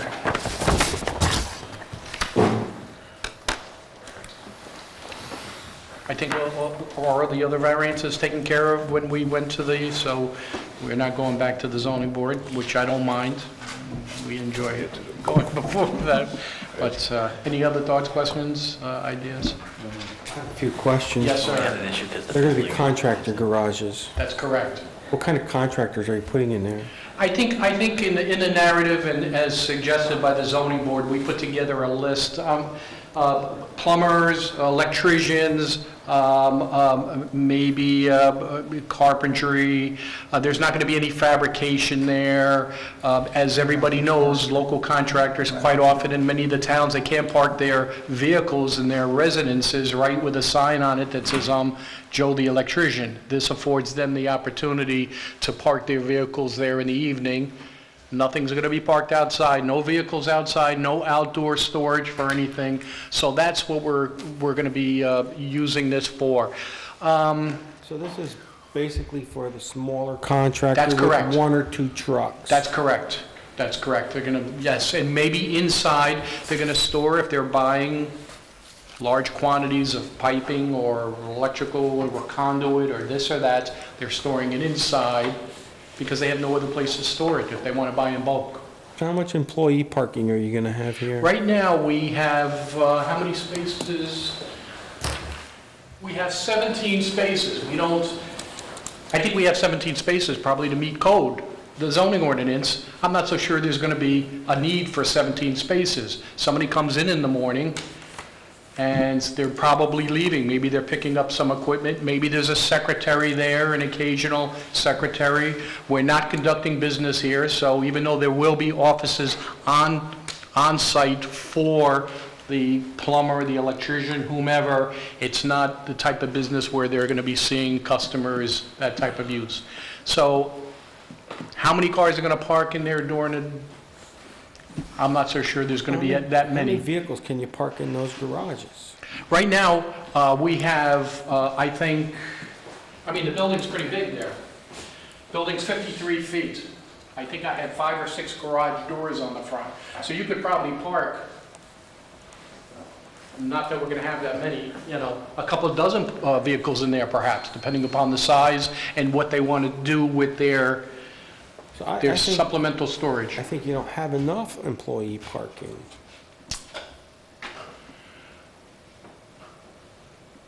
But I'm not... Secretary, the owner-operator, couple employees. Yeah, but they're coming and going to work. So I'm not so They're going sure. to take their personal cars, or are they going to park them in the garage? Well, Also, a lot of them have. They're going to be parking in the parking lot. and, okay, I mean, okay, I'll buy into that they're not all gonna come and drop their buddy off and to get the main truck or anything like that. There may be some vehicles there. We are limited to three users, I think, in the building. So the maximum number of user businesses is 3. So it's not that there's gonna be, even though I may show 5 or 6 garage doors here, it's not that I'm renting this to 6 or 7 or 8 different contractors. So when we talk about all that auxiliary secretaries and things of that nature, maybe there's 3 secretaries if they have a secretary at all. Can we provide more parking? I'm sure that we could, and if you'd like, we can maybe provide future if needed. I just hate to add that much more blacktop to impervious to the site. I'm not so sure I want to go to the west of the building, but we can, I mean, we can talk about that if the flavor of the board is such that you don't think I'm providing enough parking. I personally don't think you are, because Yeah. I know how contractors are and how contractor garages end up, and I know where employees are going to park. I mean, it's nothing I'm not familiar with, so I think they're going to be parking wherever they can, and the guy, if he's got 5 guys, they're going to park in front of the garage doors if they have to. And there's nobody's going to regulate that. That's why I think you don't have enough parking. Well, I mean, again, if the feeling is such that you want to provide more parking, I'm not so sure that when they take that truck or that vehicle out of the garage that's parking in the evening, that somebody may or may not park a car or 2 in there for the day as well. I'm not, you know what I'm saying? So I don't really see that going to happen. Okay. And my other thing is, now, some contractors like to sublet out part of their garage to another contractor to help cut costs. Okay. Are you going to regulate that they can't do that? Because then that's probably more cars, and, I mean, I've seen all this. Sure. I'm not so sure I can regulate it. Certainly, we could put notes on the plans, as there was a stipulation with the zoning, from the zoning board, but beyond that, I'm not even so sure it's a police action from the zoning administrator, knowing who and what and where, but I understand what you're saying. I mean, again, how do we control the subleasing aspect? I don't. Yeah, I can't answer that. At this time, I personally don't think you had enough parking, but that's up to everybody here. The closest standard we have in the zoning law is for wholesale storage, utility, or other similar commercial use. And the standard is 1 per employee, but not less than 1 per 1,000 square feet of gross floor area. And how many gross square feet do I have here? I don't know. Mr. Architect? 6,700. So we have, right, so I would need 6.7 spaces, so we have, Well, 1 per employee, but not less than 6.7. okay. Okay. I mean, to determine the number of employees now, I mean, it's going to be kind of hard to determine. Right. And we're 3 times over that amount. Well, Ralph knows almost. how many employees. Yeah. He doesn't. I know when you get busy, you're going to hire some men. Yeah. And like I said, we can see how it lays out and maybe again provide that overflow type of parking to the satisfaction of the board from a quantitative point of view. And it's not even a cost issue from the contractor's point of view to provide parking paved for another half a dozen cars or whatever. It's just an aesthetic issue that I'm not so sure You can't park we want to see it. But again, I'll defer to the board. If you want it, we'll certainly, include it on the plans. We're gimme type of guys here, so. Okay. Now, how are they going to approach deliveries to this if they're getting tractor-trailer deliveries from a drop shipper or something? Is there provisions for that? In terms of getting in and out? You don't know what they're going to be getting. Plumbing Supply could get a whole tractor-trailer load of product that's going in there for a job. And there's provisions for that. They're going to be pulling on the road, the main highway there, and then backing the truck in. That's something we have to think about because What did they do previously when it was a commercial use? they weren't tractor trailers. They were, Maybe the 6-wheel. possibility of providing some type of a turnaround area? Somewhere that if they do pull, just if they do pull in, there's an area for them to back into so that they can, pull out forward, as opposed to either backing back out onto Middle Bush Road or, so they pull out forward. Well, the owner would like nothing more than to be able to drive around this building. And again, I probably restrained him from doing that, again, from the impervious. But that certainly would. Yeah, I'm not asking for that. Sure. Just if there's a way to reconfigure some of the stuff on the easterly side of the building so that possibly there can be an area that if if a truck pulls in, that they're able to, back into, that they can then again, pull out and, face first out of the driveway, as opposed to them pulling in and then having to back out onto Middle Bush Road to try to get out. Busy road. Or, the opposite of them That's trying to fine. back That's in fine. in order for them to back out. There could be traffic issues there. The sight distance on the curve is a little difficult there. You don't want to create an issue with, with vehicle accidents. Somebody, a driver goes and pulls up and wants to back in, and then somebody comes around the corner and, kind of, doesn't react quick enough, and you have an accident there. Sure. So something possibly No, to take good a look point. at. Good Yeah. point. Not a problem. Okay. Bob, do you want to check out the site distance? That might be, more so than that you're definitely going to have. You're going to have deliveries there, County things road. like that. And you don't know exactly what size vehicles, but if you have something, Sounds like an accident waiting to in place that Everybody gives has. them the opportunity to turn around, that would be helpful. I mean, it's an existing driveway.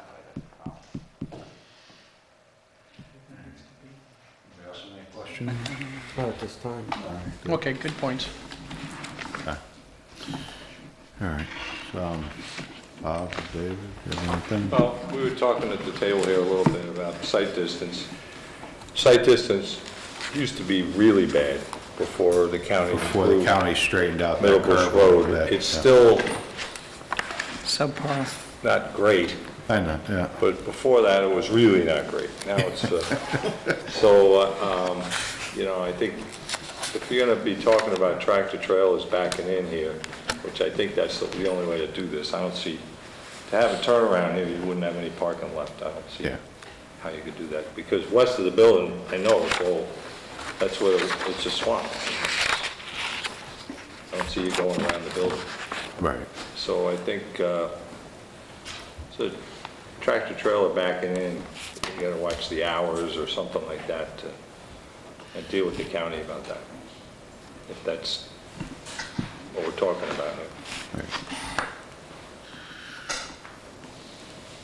Plus, you're also going to have regular garbage pickup also, so it should, you know, should be shown on there how, you know, how standard garbage trucks are going to be able to get in and access Yeah, I think they can fix that to do a K-turn with that truck, but, you know, maybe if you, you know, you do have some room over here, but to turn a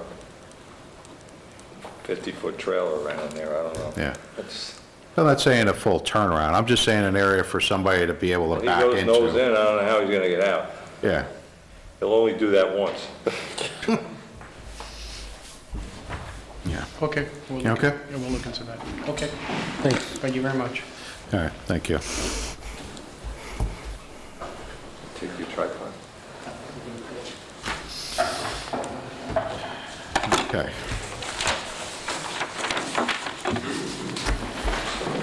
Okay, our next item on the agenda is NRP Holding Tractor Supply Company and Retail Store.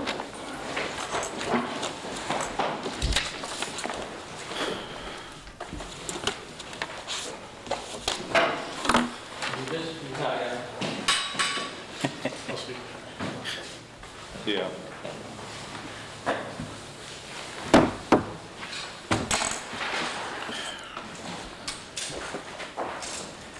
Good evening. Good evening. I'm Matt Darling with NERP Holding and Acquisitions, and I'm also here with Justin Packard from my engineering office, Halsey, Pearson, and Cassidy. We just wanted to come here real quick to give you an update as to what we're looking at for some potential driveway modifications. I think there was a comment from engineering that the driveway that we had originally proposed may have been a little bit, we should look at some alternatives. So we came up with two alternatives, and we just wanted to show the board tonight and maybe get your input. Neither one has been fully engineered yet. They're both options are going to require some other modifications with elevations and grading and whatnot with the rest of the site. But the first option, I think it has on the board now, shows our own separate driveway, divorced from the Acura dealership to the north of ours. And then we also came up with another plan, if you want to flip to the next slide, that shows closing the Acura exit and creating another exit over, there you go, another exit right here. So the traffic can come in and out that way, or vice versa. And then we would have a shared driveway with an easement that would, allow access for both our property and for the Acura.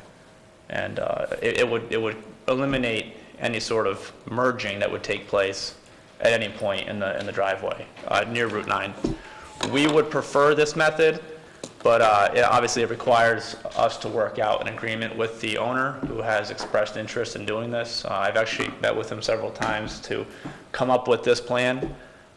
He seems like he's willing to work with us, but we still have yet to iron out the easement language and the mapping and all that with him.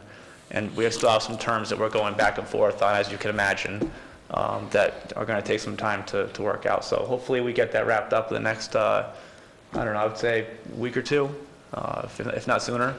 Okay. And then we can come back with a re-engineered plan reflecting which option. If I can't work out a deal with the gentleman who owns the Acura, then I'm going to have to go with the second driveway. With the first plan. Yeah. I mean, obviously, this plan here, the one he's showing that, right, that one there, that's actually, it looks like to be a much better, option than the first one. Yeah. Kind of little, lot cleaner.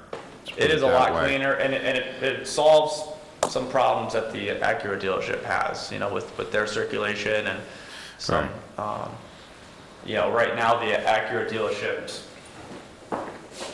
this is their service building where they get a lot of traffic. This is their retail building where they don't get a whole lot. The bulk of their business is in service.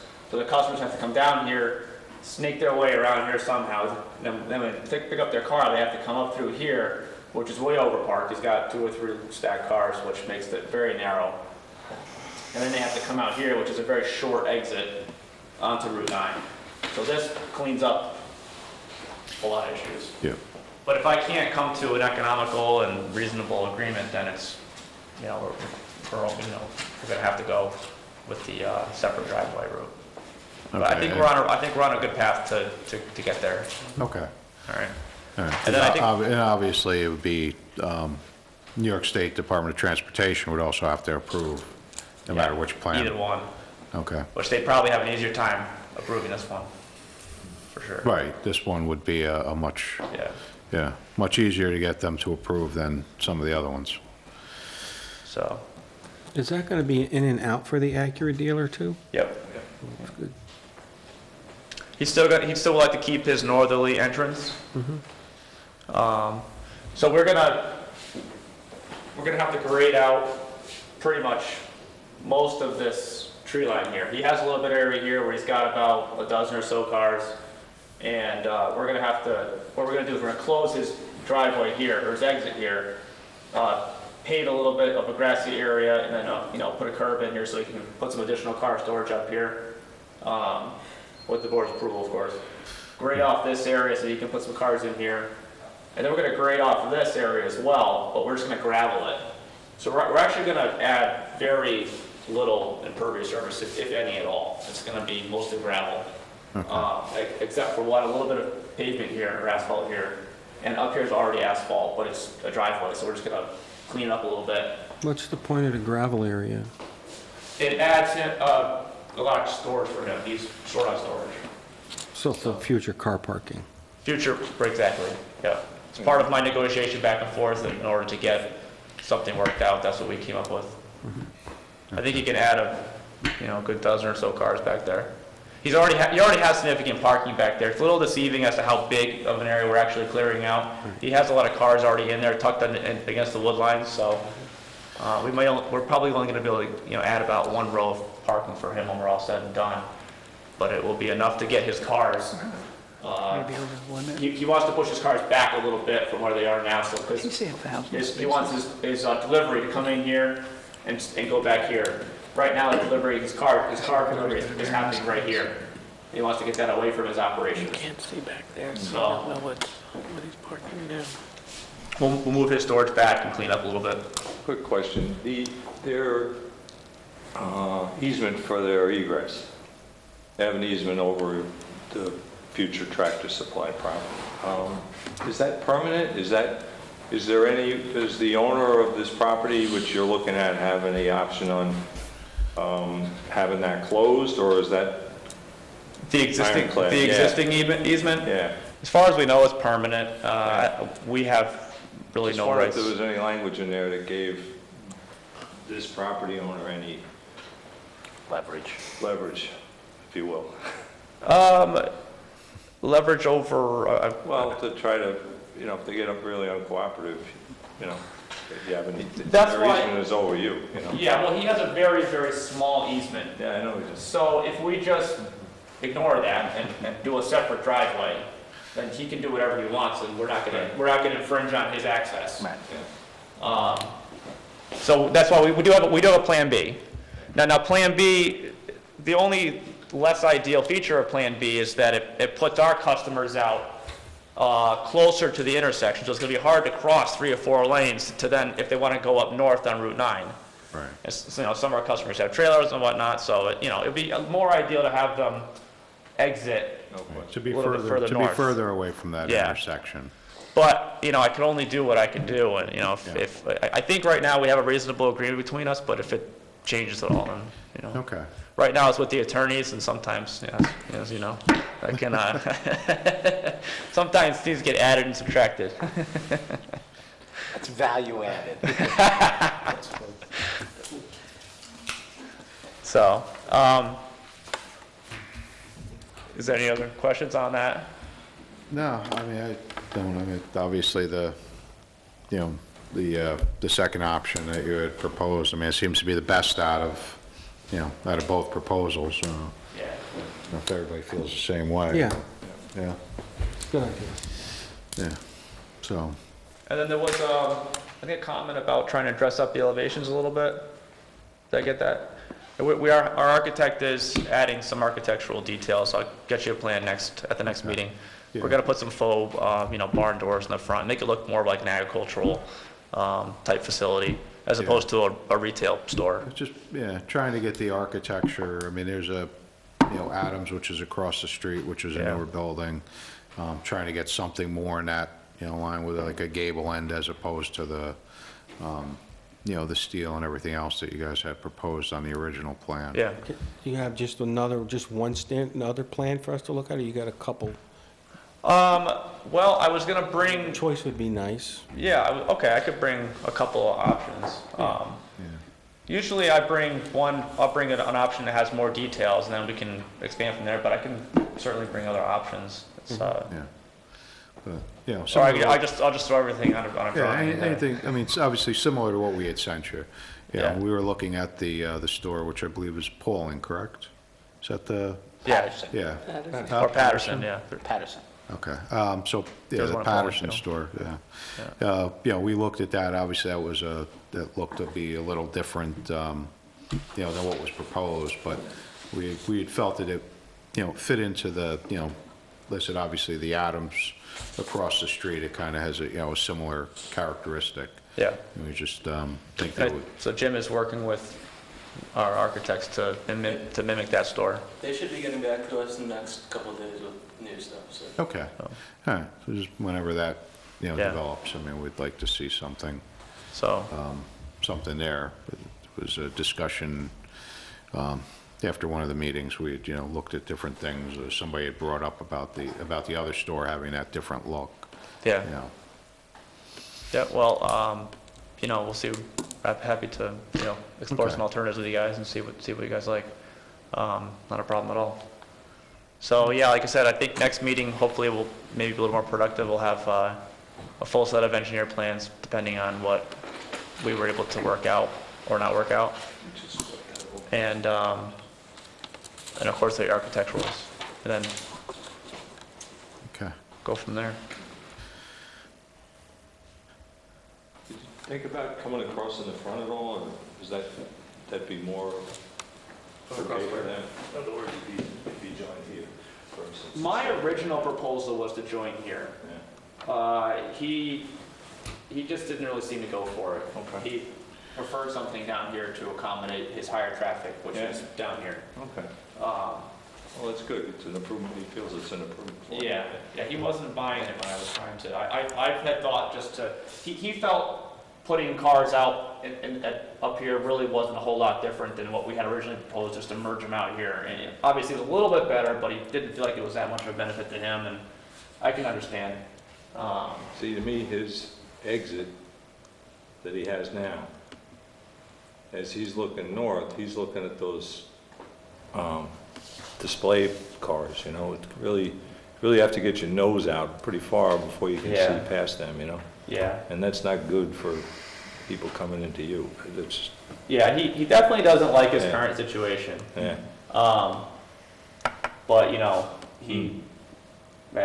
we met with him several times, and then we came up with this plan here, and I think we're going in a positive His direction. other option is an entrance exit at the north end, right? Yeah, he doesn't. You don't want that? No? Yeah. Okay. Yeah, Yeah. he's got some Okay. circulation. You've already been every place He's up got there. circulation issues, definitely. Yeah. He's trying to make most of his circulation one way only, getting rid of the bi-directional. Yeah, this looks like a good solution if he doesn't get. As long as it doesn't beat me up anymore than it Yeah, has. exactly. Yes, I understand. It's been good. We've had good conversations, and I think like I said, I think we're near the finish line. Yeah. So my engineer is just waiting for me to finalize that, because I don't want to go redesign the whole. Just make sure you touch base with DOT, because we don't have jurisdiction. Yeah. They have ultimate jurisdiction. Yeah.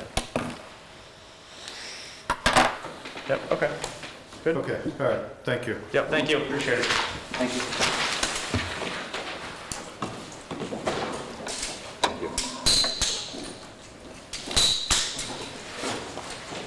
It's getting colder. Are you cold? Okay. Our next item on the agenda is the mobile station illuminated LED light bar at 1468 Route 9.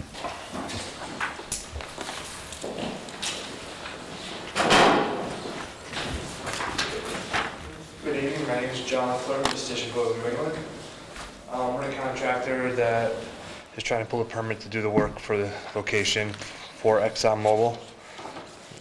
This is just a new brand standard they're trying to push for all their gas stations, and so that's why we're here today. Okay.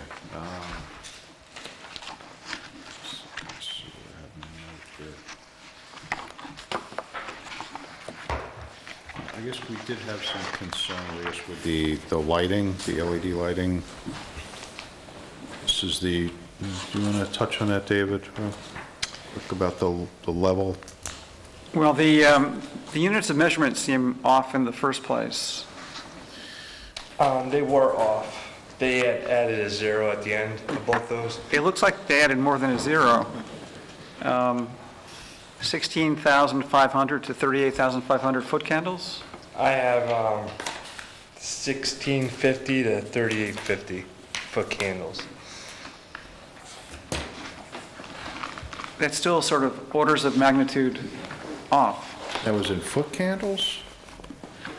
I don't think foot candles is the unit of measurement.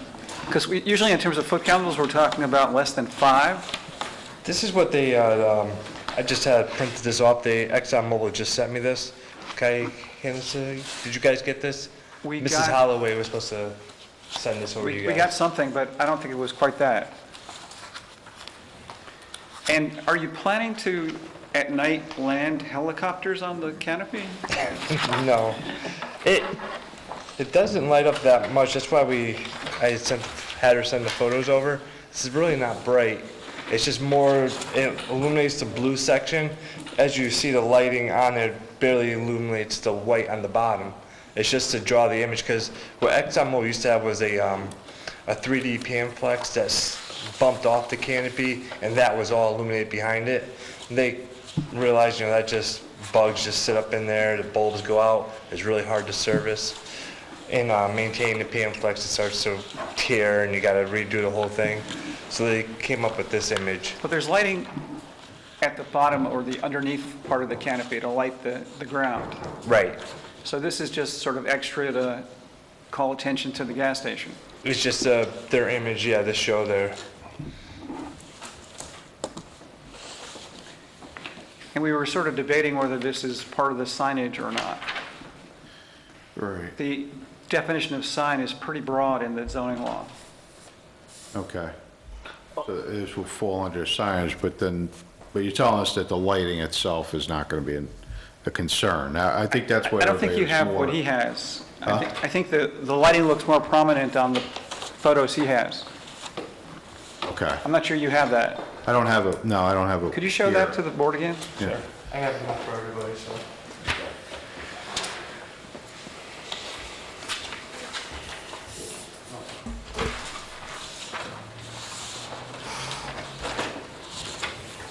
Please. Thank you.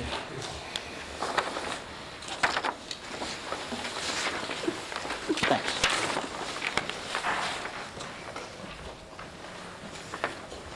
So the upper edge, is that white lighting? It's a white light that comes down, yes. Oh, so that's this. Technically, that's what's being proposed, is that lighting up along the top. Right. Along the top of the canopy around, it's just like a linear LED light? Correct. Okay. So this is We're not talking about lighting up the sign, So it lights up or is that the already J previously channel. lit? So that's up in I there. believe it's already And then already this is lit. down. This is just a new one that would obviously be LED backlit as well. That's why it's, And the blue panels around the canopy are already lit as well?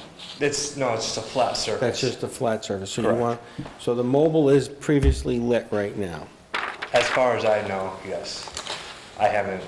Anybody, Barbara, or you guys know how that's? I'm really No. not aware. So nobody actually knows, so I think that's something we have to look at. Are there any mobile stations locally that have this already installed? Do you know? We've done it on a few sites. I'm not sure if we done Fishkill or not yet. Not positive on that. So on the sample that you just had, and looking at the detail, it looks like there's a J channel, which is at the top there, and there's an LED lighting inside the J channel that shines down. Correct. That's the white that's here. Correct. And on the front, is that, it looks like, I guess it's just a black, or is that a blue, or? It's blue as well. Okay. And the blue strip, this isn't illuminated, this is just a blue strip that has a light? It's just a flat fascia, what's currently there now. And it's just downlit with the LED strip? Correct. The light just washes across the front of it. I mean, I would be interested in seeing something that has already been put in, because I mean, again, just the lighting itself, the numbers seem to be pretty high. 1,650 foot candle would be a lot of light. I don't know if that's the right terminology that, you know, Right. for the lighting. Is As it, soon as I saw when you guys, it was like 16,000, when I was like, well, what are you doing here? Like, that's even way off. But just to give you an idea, the code says you can't have more than 1/2 foot candle displaying off-site. So I think the order of magnitude is still off, or Still way the off. unit of measurement is different. or wrong. Okay. I'll go back to ExxonMobil and ask them for... To find out, maybe they could give you some better specifications on the products to be used, you know, that would give us a better detail of the lighting. Right. Yeah. You know, how you know, that way it could be reviewed and, you know, determine whether or not, how much light is dissipated over the distance to ensure what the Right. planner is saying, that, you know, you're not going to have more than, you know, a 1/2 foot candle leaving the property. Okay. Yeah, So this is just a, it looks like it's glowing. right. It's down. Yeah, if you could find a place that we could visit to see it at night. Okay. And then it would be good to have an illumination contour plan, like you have for a light fixture, to show, Right, I gotcha. Yeah.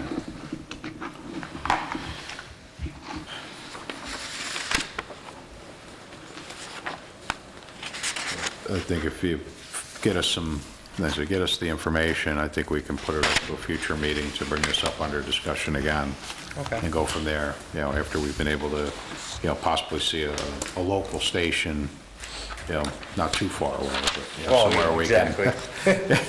Yeah, just take a look and get an idea what the lighting, you know, and how it's, you know, affecting, you know, some of the existing lighting there, because obviously you have existing lighting, which, you know, and if this is going to put it over the top, without having to go into some real detailed studies, you know, engineering analysis, you know, for where it's leaving the, you know, how much light is leaving the property combined.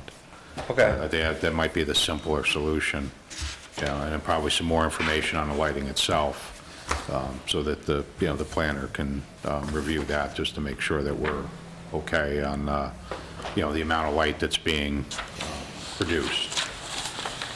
I'll check into that. Okay. All right. So I think we'll, once you get that, I think we can review that at a future meeting. Okay, thank you.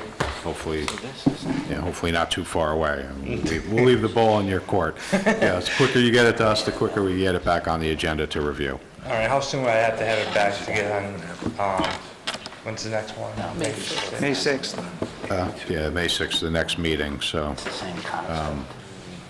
you know, being you're submitting already something that's already been submitted, I think we can, you know, if you get it within a reasonable amount of time, Okay, we might be able to get it back on the agenda. okay. All right? Thank you. Okay, thank you.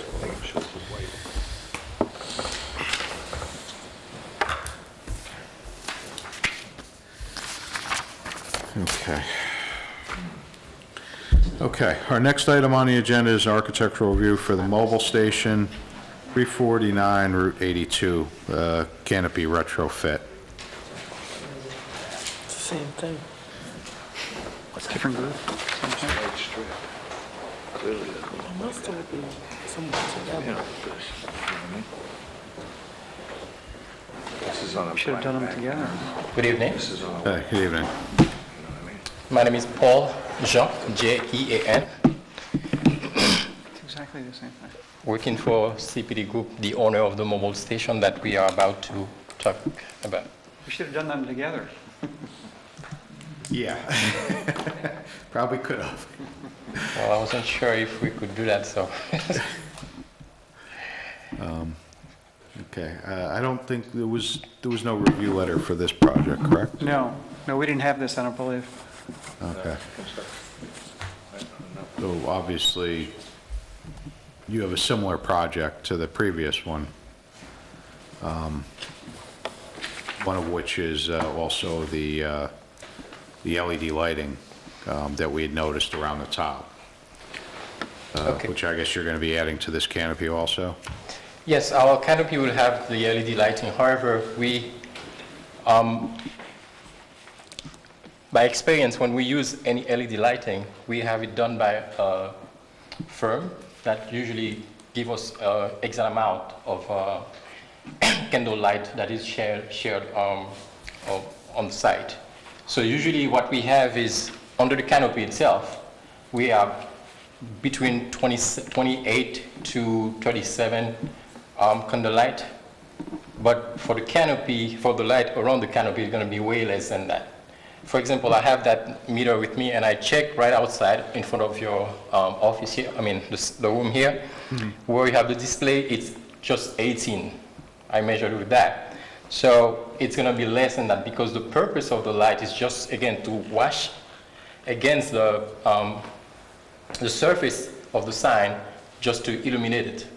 But the canopy itself, the light for people to see where to go, etc., is provided by the light under the canopy. So therefore, I could surely say that won't hinder anything, that won't create any problem, any issue, adding that LED light behind the sign that we're going to provide. So. Okay.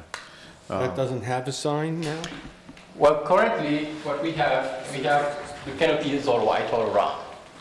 And with ExxonMobil right now, with their new profile, they want to have the blue as it's being presented right now. And the sign is a 2D sign plus the mobile as you see. So it's going to be a blue and a white as presented here. And on the four sides, we got two sides that will be just blue and white. And two other sides, the longest side would be blue, white, and the mobile name that will be added to it. And the light will be behind that. We have a detail right here that shows basically where the light will be installed behind that, and that shed the light on the surface here that just create enough light to illuminate the sign, The to read. mobile sign itself, is that illuminated? The letters, the mobile, M-O-B-I-L. Behind the letters. I'm not sure if they do this. Okay, the box just itself.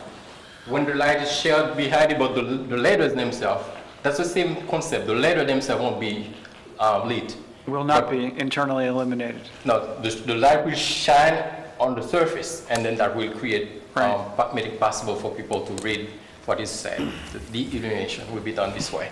Thanks. Now, does this fall into the signage for the property? Because he's going to be adding more signage on this property. He already has signs there. Sure, it's additional signage. So does he exceed the signage? We don't know. We don't have enough information. Okay. If I may, currently, even though the canopy is all white, but the mobile lettering is there. So what is added here is the blue ribbon, but also the mobile is there. That's just being replaced by mobile lettering again. That doesn't show it on that picture. Well, but again, remember, as this picture here is it's a little bit faded because it's what is existing here, but this one, shows up better because of the blue that So on the contrast between the two. Sorry, on the top picture, Are the letters MOBIL on the canopy? Yes, it's there right now. My eyes aren't that good. Kind of fading. I take your word for it. Yeah. So it's not additional signage, the letters are not additional signage? Because, you know, what they gave us, you can't see that. Yes, we gave. Yeah. This is what I'm looking at. I see, yeah. But you're not illuminating. It's a blurry that. picture. No, the light So will your shine. illumination's just gonna be down from the top of the canopy. So Is this the picture from these guys or the other guys? Would be here. No, this is these That guys. shine on the surface and that will show mobile. But mobile is already written here. Right. So you're still going to be, the existing lettering and the proposed lettering are going to be the same size? Same thing. Okay. And then you're just adding the color around the perimeter of the canopy itself? Internally illuminated? And then also the light, the LED light, Yes, that will. to wash the front of the canopy? Okay. That's not what it's showing here. That's showing this as being The other illuminated. guy Right. looks like he's at the top. That's the letters itself. Showing the letters are illuminated. That's not gonna happen. No, this is, as I'm saying, if you look at this detail here, the bars shine the light. Right. And then that's, Right, that's different than that. yes, Yeah. right. So that's what we propose. All right. And have you completed any of these upgrades to any of your other service stations or your gas stations at this point? Is this something else locally? 'Cause I know that you own, CPD has a lot of stations in the area. Have they already done this retrofit on any of their other stations that we might be able to go take a look at? As far as I know, for this area, I don't think we have done that yet. Not yet? This Okay. could be one of the new ones we are doing. Yeah. But we've done that other Somewhere else places first? also, where the lighting is totally, controlled, or we have, to abide by the level of lighting that needs to be added to it. Well, maybe they could do a different gas station first. Huh? Maybe they could do a different gas station first. I agree. Yes. Now, again, we've done others, so I'm saying in our proximity here, I can't remember of anyone that we've done right now, so maybe there is, but to my knowledge, I can't point to any of the stations right now. But we have, if you look at, I'm not sure, maybe if I Google the one we have in Fishkill, close to Walmart on Merritt Boulevard. I'm not sure, but I can quickly look if it's okay. But I believe it's a similar design where, the lighting is, is added, and we have LED. Basically, all our stations, we try to remove other lighting and add LEDs to make it more efficient, but also that helps us to control the light better, because we don't need a lot of lumens to get, the signs visible. Yeah. No, obviously, you just want enough light to light the sign. We're just, Sure. without the information, with the accurate information on the LED lighting, we just want to make sure that it's not overpowering the area. That's. It is somewhat residential there. This area? Well, not only for this area, as I said before, our lighting is done by a firm that creates, and I can show an image of how they show the light is shared on site, and they can give you exact amount of light that is shed from exactly under the canopy and that shed all around. And you can see the numbers goes from the higher numbers down to almost zero at the end. That's the way they do it. Right. So that's what kind of company So needs this, to right, show and this, how much light we got. right, but this photometric plan that you have here, does that also include that LED light around the perimeter of the canopy? No, this does not include that. However, the level of light that this one showed, if Right. it's already acceptable, what we add won't do any more than that because it's so close to the canopy. There you So the reflection of the light won't Is that the one in go Fishkill? that far. But this doesn't have it. It's just to It's give you- still but going that's to be to demonstrate- illuminated, it's going to be glowing, because that's the whole effect they're trying to go for. Representative, I don't think. And to the people living there, that's a good thing. The only difference is they don't. So This looks like it's that's, split that way. They don't have the If I blue. may interject in that, billboard will be a little bit, the level will be a little bit Yeah. more than that. Look in the That's why They people did. that live there, That's in the it's town. drastic. That side of the road. They don't want to see a mobile station to begin with. Because they live right across the street. Yes, I understand. However, the light level that is already there will not be augmented really because of the light What that it's gonna is do shed is- on the surface. But you're gonna bring that canopy the top of that canopy to their eye now. You're gonna draw more imagery for them to look at that they don't have to look at right now. Which that's the whole idea of what you're trying to do. Well, ExxonMobil has this image to try to, not innovate, implement. So we are ExxonMobil, so I understand we what you're just saying. follow For that. the But residents that live right there to have to look at that, it's not fair to them.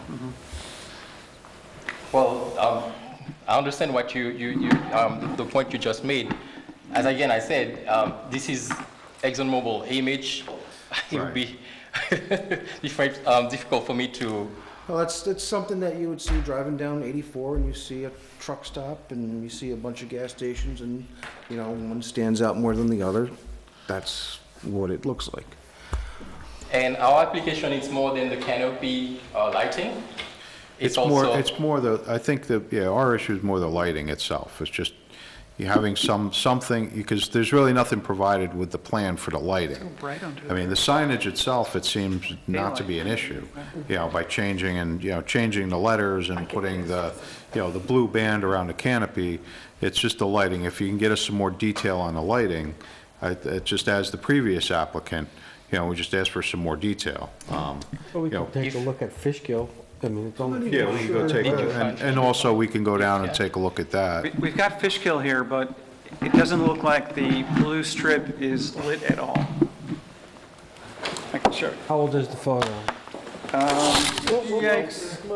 That's you. Stick it in your pocket. The building has a canopy on both sides, doesn't it? Not out there.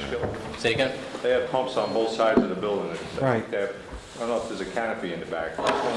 There is no canopy in the back. There is a car wash in the back that is not used now. On The both canopy sides. goes over Don't they have the pumps building. in the back? This is not lit. No, the pumps are just, if you look at the building under it, it's a small building and the canopy goes over it, and you got pump on both sides. But there is no pump. Yeah, we got a car wash that will be soon done away This, with. again, this doesn't have that Yeah, detail. but that sign's, that mobile is illuminated. Yes. In itself, right? The mobile sign Yes. itself, that's right. The letters are illuminated. Yeah. It's like internally illuminated. But you said yours is not going to be in. When this shows up, when the light shines over the surface, this is what will create the impression that the letters are illuminated. But remember, when the light shines, this is, it's around the letters, you have, if you see the letters are blue, etc., but around them, when they place them, there is that clear area, I would say, that shows more light than the blue or the other surface. So, but the letters themselves, that's what we're talking about. It's almost here, the letters are internally illuminated. And they have an island there, don't they? Remember, It's almost that's like a a box. reflection. Yeah. The light shines the box and it shed whatever, the light, but the letters So I themselves haven't been over that one. are not like, if you were to look at a neon sign, for example, right? They are internally illuminated. Okay, regardless, you put in a box on that. Yeah. But this, we put it in the box, you put the light would reflect through the surface. Right. So that's what's happening. It sounds like it's almost reflective. The question is, how much reflection are we talking about in conjunction with the consideration of the residents? You're right on top of a residential neighborhood, and that has to come first. Absolutely, we agree with that. That's why I brought this with me, so I Yeah. can give you an idea, as I Right. said. And what number did you say that was Right earlier? now, right here. it's- 18, you said?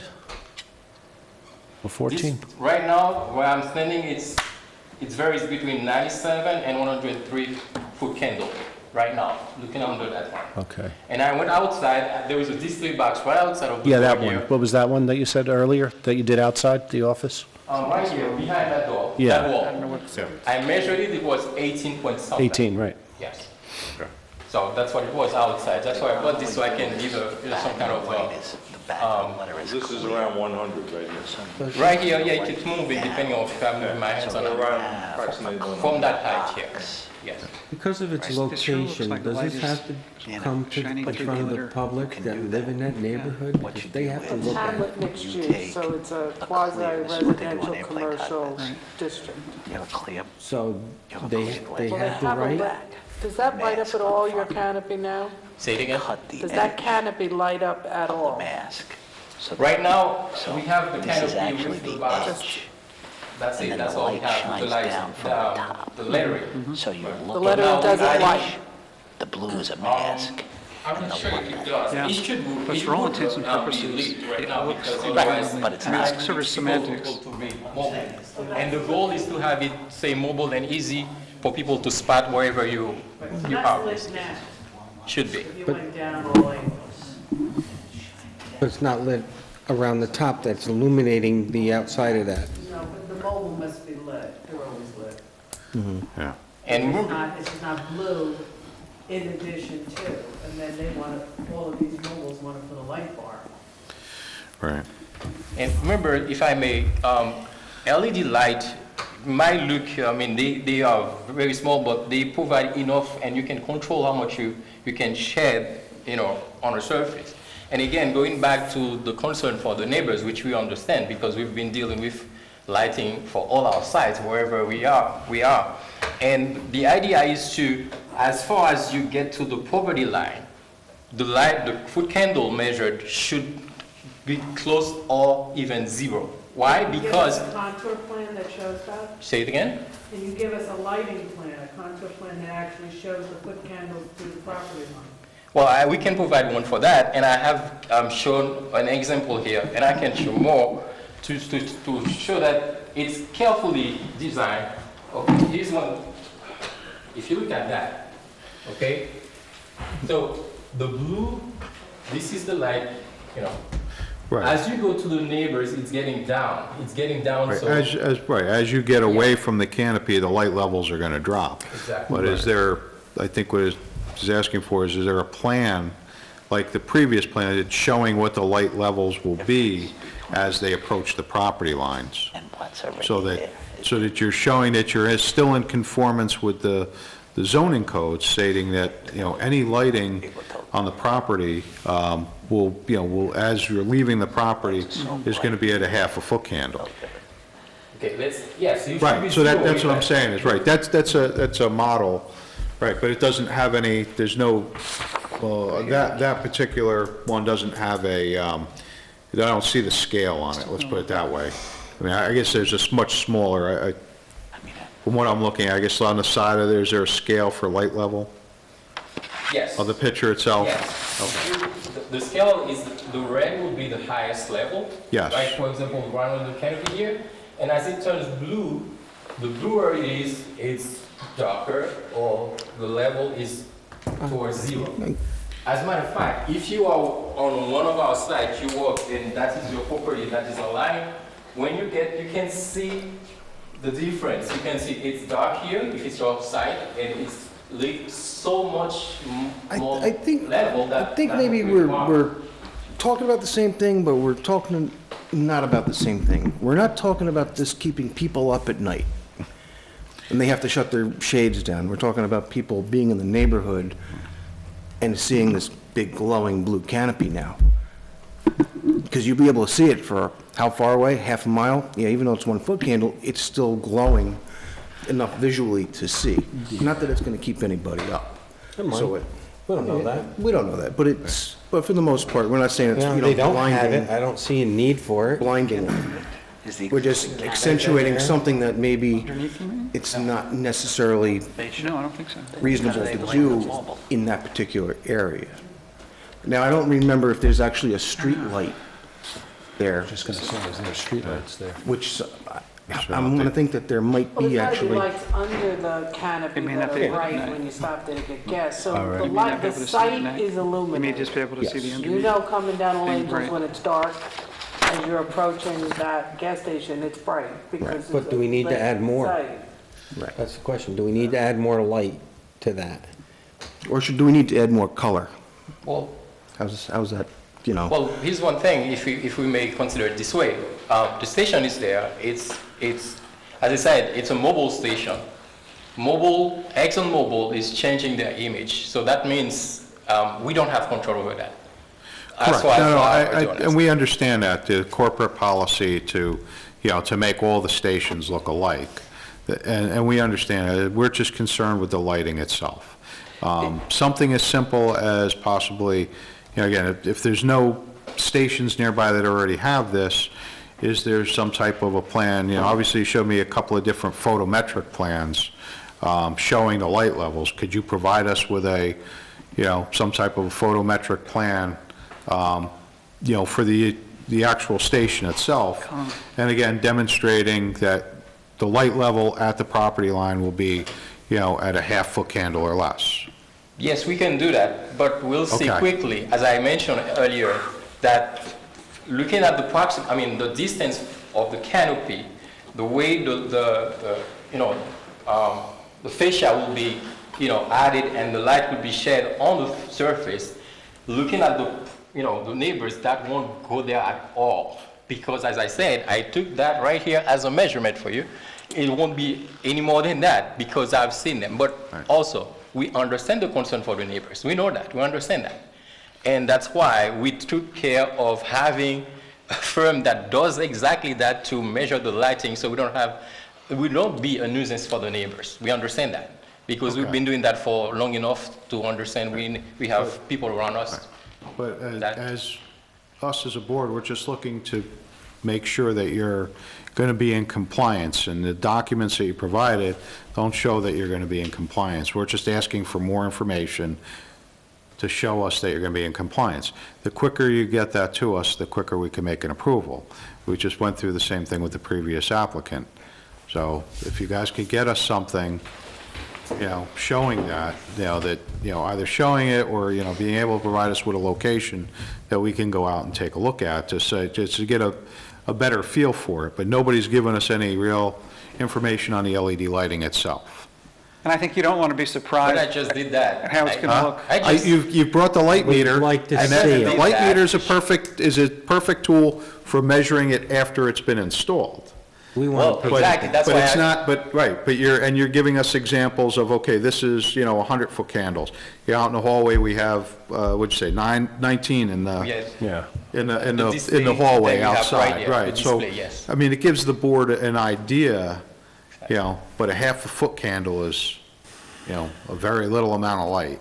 But as I Yeah. said, Right, looking at, you know, where the fascia will be installed and looking at the Right. neighbors, that won't be Okay. an issue because it's right attached to the canopy. Not We'd on the like perimeter to- of the site, but on the canopy. At this time, I think, for myself, I think I need to see what that looks like illuminated before I make a decision. At night. And are we also considering the other aspect of the application? The canopy. Now we're talking about the fascia, that it will be illuminated, but we also presented in our application the canopy itself that would be reinforced, because when I say, I should not say reinforced, replaced, I should say, because we have that canopy and, you know, the columns will stay, but they're going to replace the canopy itself. That has nothing to do with the lighting and nothing we're talking about that. So you're going to replace the canopy, you're going to replace all the new That's what is in lighting? the application, yes. so they're gonna, So it's basically what we're doing while we are touching the canopy, addressing the fascia point issue, I should say. So we also make changes to the canopy, bring in a new canopy. Basically, the box that you see here will be replaced by a new one. The columns will stay, we won't change the columns. We're going to install a new canopy. That's part of the application that we have submitted. Is it the same size? The same thing. So you're replacing it in kind? Yes, as we are required to put the new fascia and all that, we submitted our application to adjust the canopy as well. Canopy, are we agreeing to the lights? I don't want to have that put in the back door. So as it says here, if I may read for you, it says, remove existing canopy except for existing columns, attach stubs to existing columns, install new main beams, purlins, decking, gutter, outrigger, bracing, and new white 36 ACM fascia. So we were talking about the fascia early on, so I'm just bringing up that the application is more than the fascia. okay. So obviously you have the canopy work has been scheduled, is that the concern right now? Yes. Okay. Well, you put the horse Put the cart before the horse here. Well, we can always have a good canopy Fire without the suppression lighting. system staying the same, the canisters won't be visible, or are they gonna be above the canopy, visible? It's going to be the same as it is right now, except that we're going to have a new canopy. Okay. Well, there shouldn't be an issue with that, right? Huh? There shouldn't be an issue with that. No, I was just, I mean, my suggestion may, if you want, to give them the approval to go ahead and replace the canopy, you know, with everything minus the LED lighting, until we can get proper documentation for the LED lighting. But if part of putting the new canopy up, these things come somewhat pre-installed or all together as, I don't want to say kits, but the lighting will be there, wouldn't it be a lot more expensive to put it in plain with no lighting? And then if you get the approval here, or what you get approved for, then you put the lighting on? Yes, you have brought, good point. However, what I would say is that sometimes what we do, we have a company that install the canopy itself and have a different company doing the lighting itself. But for this case, especially because we use different companies, I don't know which company will be retained for that one specifically. But if we feel, as you said, giving us the okay to go ahead with the canopy without the lighting will impede our effort or will create more expenses on that, we might ask, that we wait. But this, I can't answer directly to that, but I would go toward the canopy and the lighting could be split in a sense, like if the town says we will never have a lit fascia, we'll have a canopy anyway without the fascia. So I would venture saying, yes, if it's okay with the board, we can have the okay for the canopy itself, and then we'll bring in proper documentation that the light issue is well thought of and will be considered. So, I mean, that would be a reasonable compromise at this point, is to allow them to put up, Right. do the My canopy fear work, is- but no My fear lighting. is you're going to hire someone, and they're going to put it up the way you want it, and then it's going to be lit. And then we're going to be told, oh, well, it came like that. No, it doesn't come, the fascia doesn't come with the canopy. You add the fascia to the canopy. As I said, currently, we have a canopy. We could have looked at the canopy and say, well, let's just put a fascia on it. Fascia is a separate.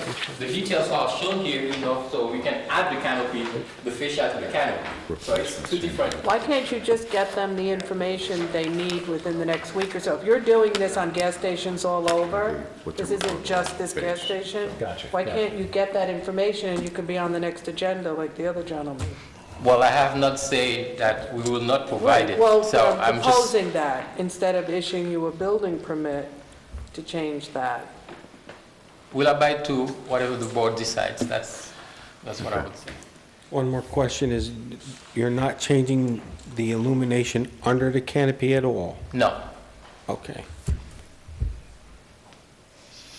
I think this lighting company you talked about that does the engineering. Volumetrics and all those things. Yeah, yes. they should be able to give you a foot candle contour plan that shows these guys what the lighting level is going to be at the foot candle at the property line. That's what they're looking for. Well, and that's not only, I think they also want to see, they don't want to be surprised by the look of the Yeah, strip 500 around the yards down the outside. road, we don't want to have that thing standing out there, but But a big part of it is the foot candles at the property line, right? That's That half should of- be- that's half of it. That should be easy to get.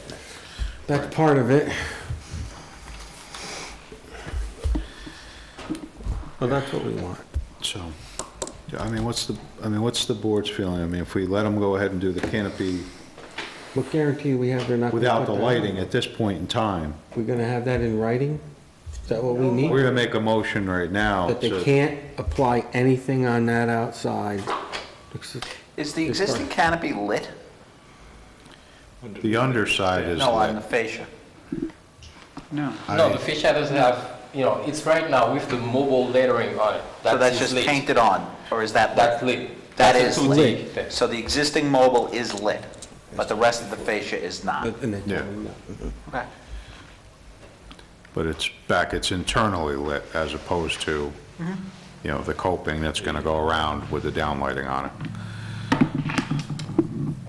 I mean, well, at this point, entertain a motion to allow them to move forward with the canopy work. as proposed minus the LED lighting detail. Now, We how can do we make a prevent them motion. from putting that up? Because, like Barbara had said, Well, they put on it up, that- but what do we right, say? but on the architecturals, it's just us giving a voting on the approval. It's not as, as, not going to give them what's submitted, but, with the exception of the lighting. We're going to let them do what's been submitted except for the lighting at this point. Until they can provide us with proper documentation for the lighting.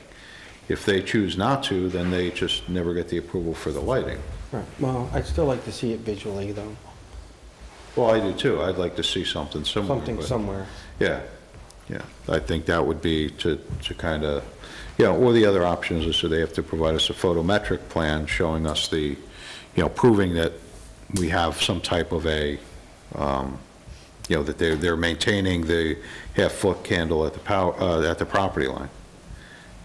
And then that's also a tangible document they could be held to. They would, if for some reason it's, there are complaints on it, then, and it's investigated that they're exceeding the foot candle levels at the property line, then they're, we can go back to the document and say, well, this is what you propose to do, as opposed to, just letting it be. They would be then forced into correcting it, even though, because all we're approving is what's on the plan. We're not approving anything beyond that. Is this lighting going to be lit 24 hours a day? No, when the store closes, this is going to be turned off.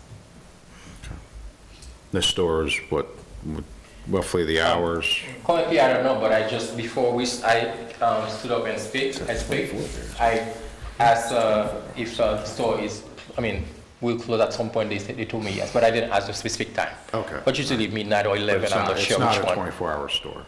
This one appears not to be, yes.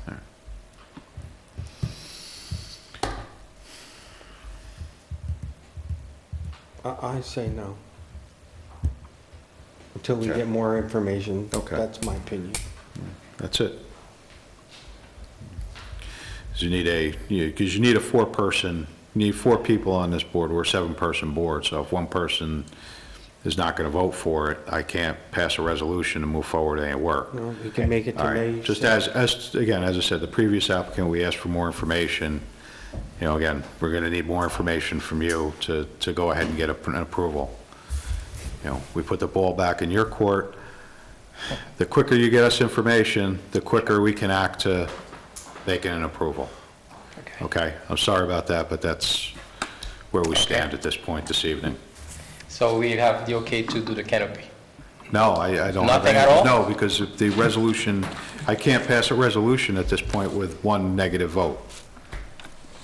Okay. Okay? So, The yeah. light bar does not go along with the canopy fascia. The light bar that's attached to the top goes on separately. So you could do that in 2 separate steps. I understand. I was looking at the plans, and you can see that on the plan. It shows it as a separate item that's actually screwed into place. Right. I understand that. It's, unfortunately, you need a majority vote in order to get a resolution passed, and this evening, we don't have that. So, even with a conditional approval. So, if you can get us some information as quick as possible, and it's brought up, I believe that, and you can prove that you're meeting the requirements, we'll be able to approve it, in a timely manner.